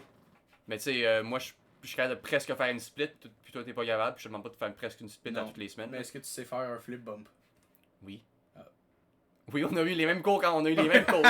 on est capable de bumper assez égal, là. Ouais, mais moi, c'est plus impressionnant parce que je suis plus haut. Est-ce que t'es capable de faire un Rana? Ah, sûrement. Contre De genre, prendre un Rana ou de physiquement faire un Rana? de donner à quelqu'un un Rana. Je suis pas sûr que quelqu'un peut me Peux-tu soulever. peux-tu le faire en sautant du sol puis en agrippant quelqu'un, genre? Je suis juste pas sûr que la personne est capable de me garder sur ses épaules assez longtemps. C'est juste ça. Probablement que Dante peut le faire, mais... Dante ou Brian Dante. Cage. Hein? Ouais, non, même Ça Brian prend un Cage. bon lower back, mettons. Ouais, c'est ça. Parce qu'au final, faut deadlift la personne, là. Dans ton cas, là, faut Ouais, deadlift, vraiment, là. vraiment. Fait que vas-y, fais ton casting Ok, avant que ben- je te punch avec une fourchette. Ben écoute, je pense que tu vas aimer ça parce que je vais te demander ton avis. Parce qu'il y a beaucoup de legacy characters en ce moment qui ont des recasts à travers Hollywood et tout ça. Mhm. Puis ça fait chier beaucoup de gens. Puis j'aimerais savoir ton avis sur des recasts de certains legacy characters. Comme... Comme par exemple James Bond. En rapid fire, genre qui tu Ok. casserais? James Bond. Fuck, c'est quoi son nom? Aaron Taylor Johnson. Alors, tu diverges pas dans le fond du plan de base, j'imagine. C'est un peu vraiment la grosse rumeur. Ben, je pense pas que c'est. Écoute, si tu veux que je diverge, c'est Non, quoi? non, non, non, excuse-moi, là, mais c'était juste une critique Moi, en moi joke si un tu me peu. dis rapid fire, j'essaie de pas penser puis d'y aller comme Ok, directement. ok, c'est bon, c'est bon, c'est Je te bon. dirais Aaron Taylor Johnson, c'est mon principal choix. Je trouve que c'est un très très bon acteur qui a pas assez de job. Ok, cool. Batman. Ouh.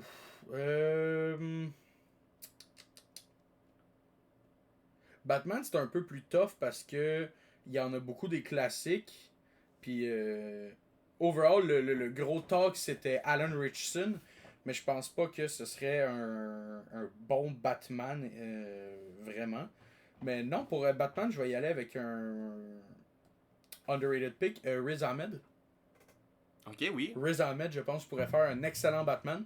Et ce gars-là ressemble à Batman. Ah, Excuse-moi, là, mais. tu vas faire tellement chier plein de gens. Je m'en calisse. Ça va tellement chier plein de gens, mais je trouve ça vraiment cool. Parfait. Maintenant, j'aimerais ça te dire Spock. Oh. Spock, c'est tough parce qu'il faut passer après Leonard Nimoy. T'as-tu dit Spock, c'est tough? Oui. Spock. Ah, je pense que tu voulais dire c'est pas que c'est tough. Non, Spock, c'est difficile parce qu'il faut passer après Leonard Nimoy.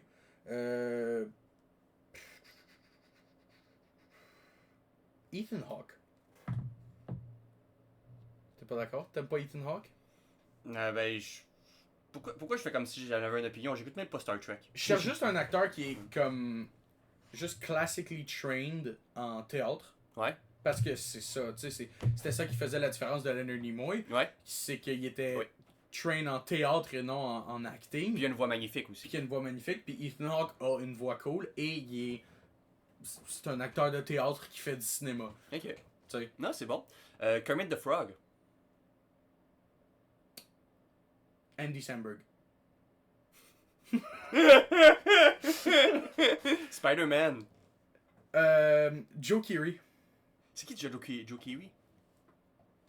Hmm? C'est qui Joe Kiwi? Il joue dans Stranger Things, c'est.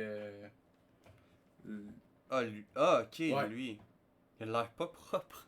Il a pas de l'air propre. Quoi?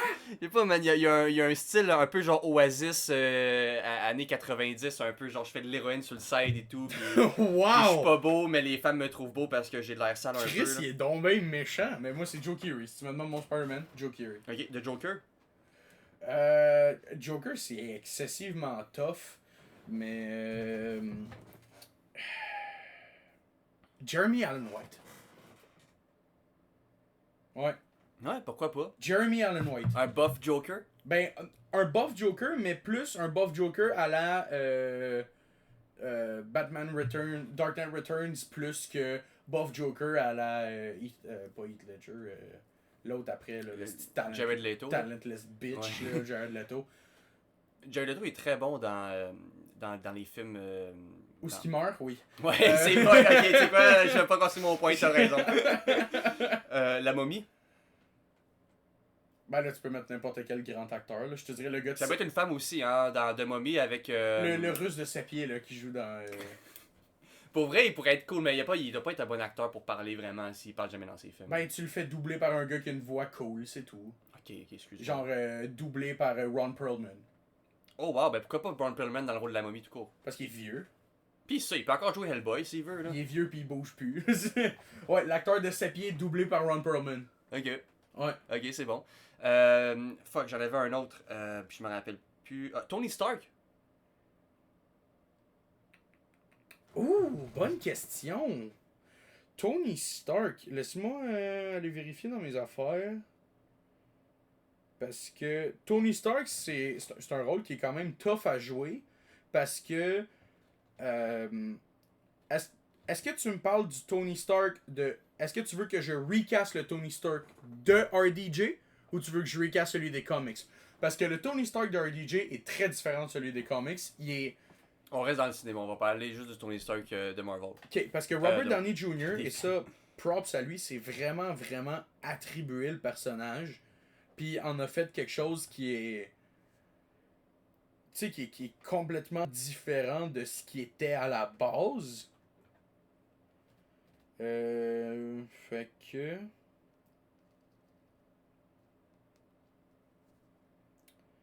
Hey, tu m'amènes un... Ouais. Tu m'amènes un bon défi, là. Tu m'amènes un bon défi parce qu'il y en a pas deux comme RDJ, hein. Non. Et heureusement. Mais... Ah, mais tu pourrais. Je sais pas, Johnny Depp est quand même assez similaire, je trouve, à RDJ. Ouais, mais j'essaie d'aller chercher un acteur plus jeune parce que si tu veux recast, c'est pour le futur. Puis Johnny Depp est plus vieux que RDJ. Ouais. Fait que j'essaie de caster un peu plus jeune, mettons.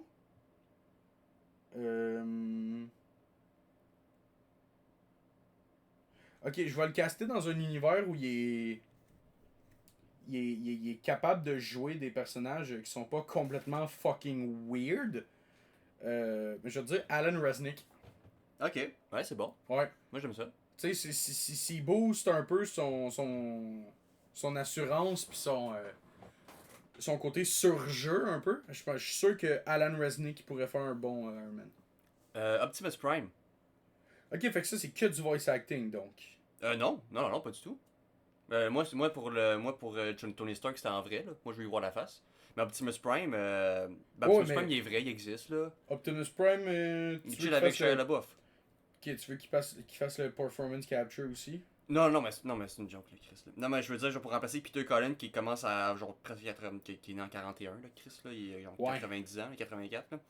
Il faisait même pas le Transformer, il faisait même pas Optimus Prime dans le dernier Transformers en animation 3D. Parce que, ben, il voulait commencer justement à caster d'autres mondes, là. Puis ça a été d'ailleurs Chris Hemsworth qui est très bon, d'ailleurs. D'ailleurs, vers la fin, il fait une imitation de Peter Cullen qui est presque parfaite. Fait que, mais t'as pas le droit de prendre Chris Hemsworth, trop facile. Non, mais je veux aussi quelqu'un qui serait capable de s'apprivoiser le personnage. Liev Schreiber.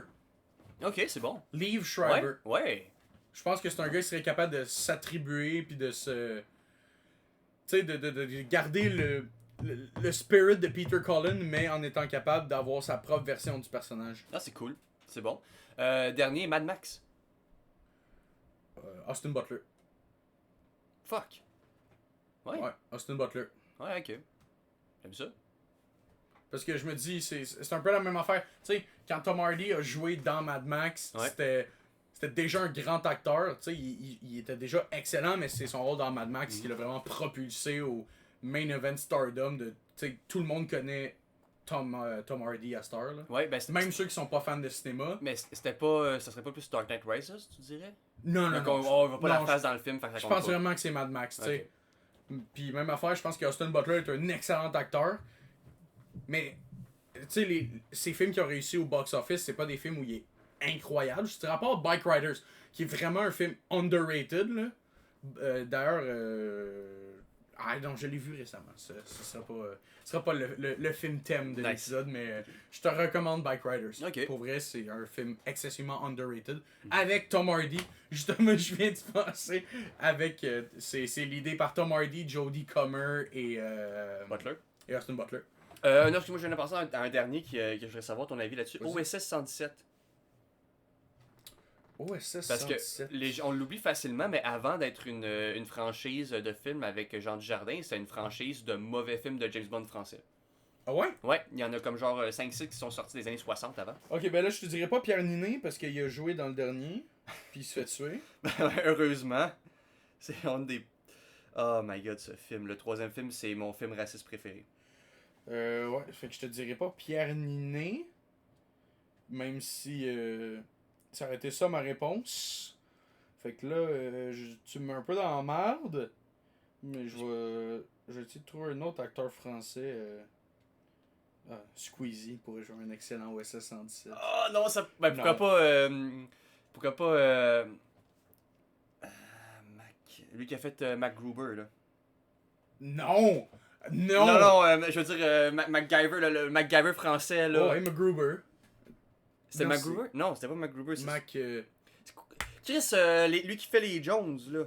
Oh, oui. Son seul truc que je connais, c'est qu'il a fait les Jones. Mr. V! Mr. Mr. V en OSS Non. 117. Non. Il pourrait faire un rap à un moment donné dans le film, là.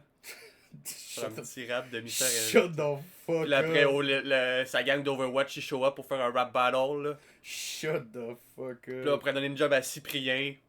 Cyprien. Le Mongolien. Mongolien. Le petit Mongolien. Puis Tu après, clashes de quelqu'un. pourquoi, tant qu'à être, vu qu'ils ont fait OSS 117.3 puis qu'ils ont clairement aucune honte à être raciste puis sexiste, on pourrait mettre peut-être Norman dedans à la place. Non, what the fuck, gros? Pourquoi pas quoi, check toutes les box. T'es-tu tombé sur la tête, mon tabarnak? Ben j'ai vu OSS 117.3 puis ça m'a vraiment choqué à quel point là, ils ont aucune honte de faire juste des jokes de genre on peut plus rien dire ce qu'on pouvait avant, voyons, on peut pas être raciste comme avant, voyons non, c'est n'importe quoi comme monde dans lequel on Ok, vit. C'est je juste l'ai. parce que t'es- François Civil. François Civil. Pourquoi? Parce qu'il est beau. Ouais. J'ai- Il est beau pis il est capable de jouer des rôles comiques comme des rôles sérieux. Fait que je pense vraiment que... J'ai jamais vu de ma vie. Non? Non, ça me dit rien. Il a joué dans quoi?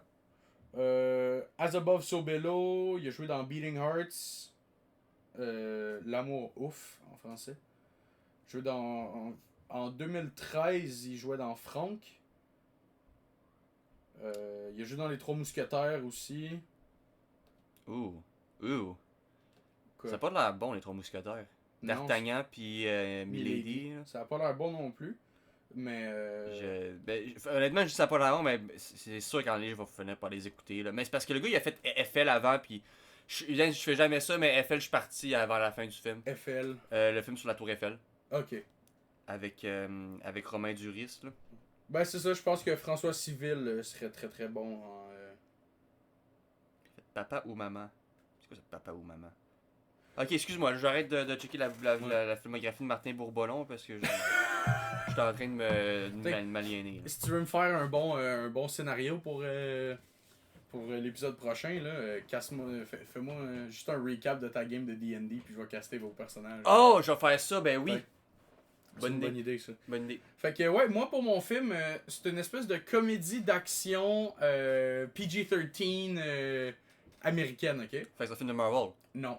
Ok. Donc c'est un vampire qui se réveille d'un sommeil de 3000 ans. Mais ça fait en gros 200 ans qu'il dort. Mhm. Fait qu'il y a aucun repère culturel. T'as un sommeil de 3000 ans ou ça fait 200 ans qu'il dort? Non, il a 3000 ans, mais Ok. ça fait 200 ans qu'il dort. C'est bon. Fait que il se réveille, il y a aucun repère culturel, il sait pas ce qui se passe. Et alors qu'il s'introduit chez quelqu'un pour aller manger, alors qu'il est sur le bord de mordre une femme, elle se réveille. Mhm. Il est comme désolé, il s'excuse, puis finalement il offre un café, puis il commence à jaser, puis il est comme ben je suis un vampire, j'étais là pour te tuer, mais écoute, tu t'es réveillé, fait que j'ose pas te tuer devant toi, tu sais, puis devant ta famille. Fait que là il est comme ok, ben c'est good, si tu veux, tu sais comment je peux t'aider. Fait que là il explique que le vampire lui explique que ça fait 200 ans qu'il dort, il n'y a aucun repère culturel. Fait que il demande si elle pourrait pas l'aider. Elle dit ben moi j'ai pas le temps parce que je travaille, mais ma fille peut. Ok. Fait qu'en gros c'est un film sur un vampire de 3000 ans et une petite fille de 11 ans qui se lient d'amitié ensemble. Et au fur et à mesure, tu sais, lui il l'aide dans ses devoirs d'histoire à elle parce que ben il l'a vécu. Puis il est comme ah ben oui, Napoléon, c'est un de mes amis. Fait que c'est ça, c'est vraiment un début de lien d'amitié. Puis il se lie d'amitié aussi avec la mère et le père de la petite fille. Le père qui est beaucoup plus méfiant d'ailleurs pendant comme un bon 3/4 du film sur le vampire. Jusqu'à ce que l'ex de la femme de la mère décide de se venger en releasant que, parce que lui il l'a découvert, c'est un vampire. Ok. Il le montre au. Il release qu'ils connaissent un vampire. Et donc le petit-fils de Van Helsing se dit motherfucker, il a tué mon arrière-grand-père. Je vais le tuer. Fait que là, la dernière, mettons, moitié du film, c'est un espèce de scénario Home Alone-esque où ce que la petite fille de 11 ans aide le vampire à contrecarrer les plans du petit fils de Van Helsing. Qui à ce stade-là, est-ce qu'il y a quel âge il y a le petit fils de Van Helsing à ce point-là? Ce que tu veux. C'est pas important. Ça peut être Gaten Matanzaro? C'est une joke, ça serait pas ça. Non, mais il peut être jeune comme il peut être plus vieux. Ok. Mais l'ex. Fait que là, tu devines bien que Van Helsing Jr. et l'ex de la mère sont maintenant. Sont rendus amis ensemble. Et le film se finit justement par toute la famille qui se met ensemble pour piéger ces deux gars-là dans un warehouse où ce que le vampire peut enfin se nourrir. Parce qu'il était aussi sur le bord de mourir parce qu'il veut pas tuer de gens. Là. C'est pour ça que quand la mère s'est réveillée, il a freezé. Là.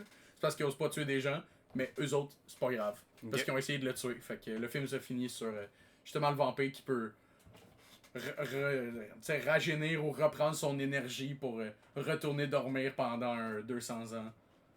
Ok, puis c'est une comédie d'action dans le fond? Ouais, une comédie d'action américaine classique. Là, On dirait que tu me décris plus un film européen qu'américain par exemple avec la situation, mais j'aime bien ça. Un peu, mais tu sais, c'est. Parce que moi j'ai cassé des acteurs européens jusqu'à date. Ouais, t'as le droit. Ouais, fait que t'as le vampire, Ouais. la mère, le père, la petite fille, l'ex et Van Helsing. Ok, puis Lex puis le Van Helsing, c'est les deux méchants. Ouais, c'est les deux méchants. Ok. Et le père est soucieux du vampire pendant une bonne partie du film. Ok, c'est bon. Ce qui est compréhensible, là, parce qu'il a quand même essayé de tuer sa femme et se lie d'amitié très rapidement avec sa fille. Puis, ah oui, petit twist à la fin du film, la petite fille est aussi un vampire. Pourquoi? Why not? Ça ouvre une suite. Ok. Ça ouvre une suite. Ok, ça sera pas tant long nécessairement. Il va falloir que tu meubles par exemple, Pas si ça te trop. dérange pas. Ben, je vais parler du film qu'on va voir la semaine prochaine. Donc, quel film? Oh non, laisse faire le twist. Non, c'est dis-le moi plus tard. Je veux pas révèle le film juste à la fin du podcast. Fin du podcast. Pour vraiment ok. garder les gens on the edge là. Ok. Ben, tu laisseras faire le twist à la fin. Qu'elle soit vampire ou pas, ça changera pas Ça vraiment change mon pas casting grand-chose, honnêtement là. Donc là, je suis sur Letterboxd actuellement. J'ai pas vraiment pris le temps de décider c'était quoi le film prochain, mais je peux aller voir dans ma watchlist pour le film d'actualité. J'avais pensé à Carolina. Je sais pas si t'as vu un peu sur ce film-là. C'est un nouveau film de Michael Monroe où c'est une espèce d'histoire classique. Mais un take moderne sur l'histoire de Bonnie and Clyde. Fait que ça pourrait être très très intéressant. Puis, overall, moi je l'ai dit et je le répète. C'est pas Michael Monroe, excuse-moi, c'est Samara Weaving. Et je l'ai dit et je le répète, grand fan de Samara Weaving. Je trouve que c'est une excellente actrice. Je suis très content de l'avoir commencé à être sur le devant de la scène. Donc, le film d'actualité de la semaine prochaine va être Carolina Caroline. Et je suis actuellement en train de regarder pour quel va être le film de la semaine prochaine. Ah, tu l'as pas encore choisi? Non, je l'avais pas encore choisi, mais là je l'ai choisi puisque ça fait longtemps que je veux voir ce film-là. Fait que quand tu vas me donner ton casting, je vais pouvoir révéler le film de la semaine prochaine. Je vais en profiter pour plugger nos socials. Moi c'est Alex Pocket 35. Sur à peu près tout, sauf Instagram où c'est AlexPocket_. AlexPocket sur TikTok aussi. Et vous pouvez me trouver sur Letterboxd @AlexPocket35. Un classique. J'ai le même nom partout. Parce que pourquoi changer une formule gagnante? C'est ce que j'ai envie de dire. Man, je connais aucune actrice en bas de 10 ans, par exemple. Ce qui était peut-être une bonne chose, en fait. Mais de non, là, man, j'arrête de googler des filles actrices, puis j'en connais pas une là-dedans. Pas beaucoup. Ah, j'en connais pas une, là. C'est qui ce Mia Talerico? Je sais pas. Elle a 17 ans, ok, on s'en crisse. Ouais, Ah, ben, tu honnêtement, pour vrai, à 3 ans, je pense que tu peux casser n'importe quelle fille. Ah! Non. Mais non, elle est rendue ben trop vieille. Elle joue dans Paddington 2. Tu sais qu'elle est rendue ben trop vieille. Ah ouais? Emma Watson, elle a quel âge de ce temps-ci? Elle a quel âge Emma Watson de ce temps-ci? Très drôle ça. Emma Watson dans le rôle Emma Watson, juste caster Emma Watson dans un film, c'est très drôle aujourd'hui parce que je trouve qu'elle est assez mauvaise. Ah ouais? Oui. C'est la pire actrice des films d'Harry Potter, ça c'est sûr. Ok, ben tu sais quoi? Bravo à. Je vais choisir Penelope Recupero parce qu'elle est née en 2019. Ok. Elle a pas de photo sur IMDb, mais c'est la numéro 1 de la liste des enfants en moins de 12 ans qui sont actrices. La job. Fait que je suis désolé. Mais c'est ça que ça a donné. Fait que là, j'ai essayé de choisir des acteurs qui sont capables de jouer autant le sérieux que l'humoristique. Ok. Fait que comme vampire, j'ai choisi Daniel Craig. Oh, j'adore. Daniel Craig. Vraiment bonne vibe aussi. Je suis sûr que Daniel Craig serait capable de jouer un gars qui est comme socially awkward aussi, là. Ouais, Parce qu'il y a aucun cue.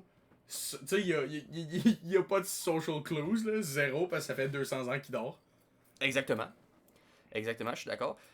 Puis maintenant, puis aussi, ben, il est capable de faire beaucoup de comédie puis beaucoup de dramatique. Ouais. Il a beaucoup de range Daniel Craig. Il a tellement Ouais. de range. Il vaut beaucoup plus que James Bond d'ailleurs, qui est un peu trop stoïque à mon goût. Là, pour vrai, il peut faire quelque chose de bonne affaire. Là. Juste son rôle dans la série des Knives Out, de la franchise Knives Out, c'est excellent. J'ai écouté aucun Knives Out d'ailleurs. Ah, tu devrais écouter le premier puis le troisième, puis le deuxième vers la fin, parce que c'est peut-être le moins bon, mais ils sont tous minimum bons. J'adore ce qui se passe dans cette franchise-là. Moi, je suis all the way derrière. Le père, ça va être Seth Green. Nice. Le père, Ok, ça va être Seth ok. Green parce que c'est un acteur que j'aime beaucoup, puis je veux qu'il ait beaucoup plus de jobs. Puis, ben, aussi, encore une fois, beaucoup de range, peut faire beaucoup de trucs. Puis je trouve qu'il y aurait une bonne chemistry avec la mère qui serait jouée par Leslie Bibb. Qui Sur une est. photo. Ouais. Ouais, c'est elle. Elle joue notamment dans White Lotus saison 3, puis je suis tombé en amour avec elle parce qu'elle est super bonne, elle est Dans excellente. quoi je l'ai vu? Peut-être dans La vie à portée de main ou Ah, Ricky, de c'est Ricky ça, c'est Bobby. là-dedans. Ah oui, c'est la twin dans Ricky Bobby. C'est ça. Puis, oh oui, puis il me semble qu'elle jouait Pepper Potts dans Iron Man aussi. Non. Non, c'est Gwyneth Paltrow. What the fuck? Ok, Ouais. what the fuck? Gwyneth Paltrow, elle joue dans Iron Man. Elle joue dans toutes les Marvel quasiment. Huh. The more you know. Ouais. Maintenant, Van Helsing va être joué par Patrick Schwarzenegger. Parce que je voulais un acteur un peu européen, mais pas trop non plus. Là. Je veux qu'il soit américanisé à ce stade-là de sa vie, tu sais.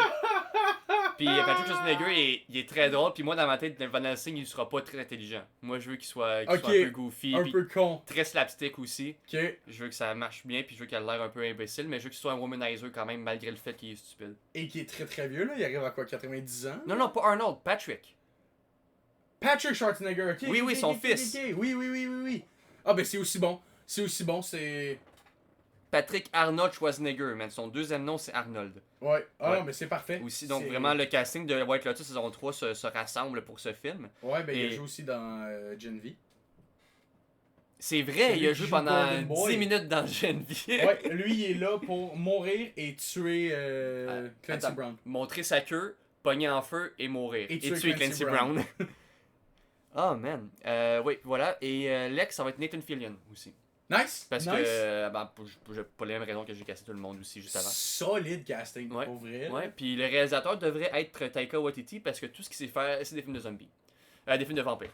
Ben en effet, je pense que Taika Waititi ferait une très très bonne job avec le scénario que j'ai donné. J'ai failli le casser dans le rôle du vampire principal, mais je trouve que ça manquait un peu d'originalité. Après, j'ai pensé à Nicolas Cage, mais j'ai aussi trouvé que ça manquait d'originalité. Ouais. Mais non, c'est bien. Puis en plus, c'est un gars qui est dans sa réalisation très socially awkward. Fait que je suis sûr que ça marcherait avec. Ouais, tu laisses ta caméra flotter, puis tu laisses juste des acteurs bumblés comme des idiots, puis... Tu t'es laissé un peu improviser avec Ouais. du. avec de l'acting en arrière. Ok, fait que le film de cette semaine. Ça va être Logan. Ok, parfait. Ouais. C'est un film que j'ai jamais vu et ça m'étonne. Parce Moi aussi, que ça m'étonne que tu l'aies pas vu. Je suis un fan de Wolverine depuis ma tendre enfance parce que j'étais un enfant basic, fait que mes super-héros préférés c'était Spider-Man puis Wolverine. Mhm. Fait que, ouais, la semaine prochaine, on va parler de Logan et de Caroline. C'est le film d'actualité? Ouais. Ok, parfait. Pour Logan, si tu veux, j'ai la bande dessinée Old Man Logan qu'on m'a donnée pour ma fête l'année Je passée. sais, je l'ai aussi. Ah, le numéro 1, le numéro 0, je veux dire? J'ai le book au complet. Ah ouais. Ouais. Qu'est-ce que tu fais avec ça? C'est même pas bon. Puis j'avais le goût de l'acheter, fait que je l'ai acheté. Ah, ok, excuse-moi. Je respecte tes goûts et aspirations, même si je trouve que c'est vraiment mauvais. Là. J'ai vraiment détesté ça, mais on s'en parlera peut-être plus tard. Ouais, ben Fait que- on peut faire aussi une analyse du comic book parce que c'est pretty straightforward comme histoire. J'ai juste vu le zéro, là, le volume genre où ce qui traverse, où ce qui va, où ce qu'à la fin il se bat contre les Hulk incestueux, tout le kit là. Ah, barbelé. ben c'est ça. Là. C'est comme ça que ça finit toi aussi? Ben c'est ça l'histoire de Old Man Logan. Ah non, après tu as la série au complet là. Ça, Ouais, c'est le ouais, numéro mais- 0, mais ouais. Ouais, mais la série au complet, c'est plus comme après. L'une- À la ouais. base, c'était un livre. Ok. Puis ils ont fait une série de comic book après. Jesus man, le edginess ça vend man, dans les comics là. Ouais, surtout dans le edgy, milieu pas de des subs- années 2000. Fait que on va se laisser là-dessus. Fait Merci de nous avoir écoutés. Oui. Bon film et bonsoir.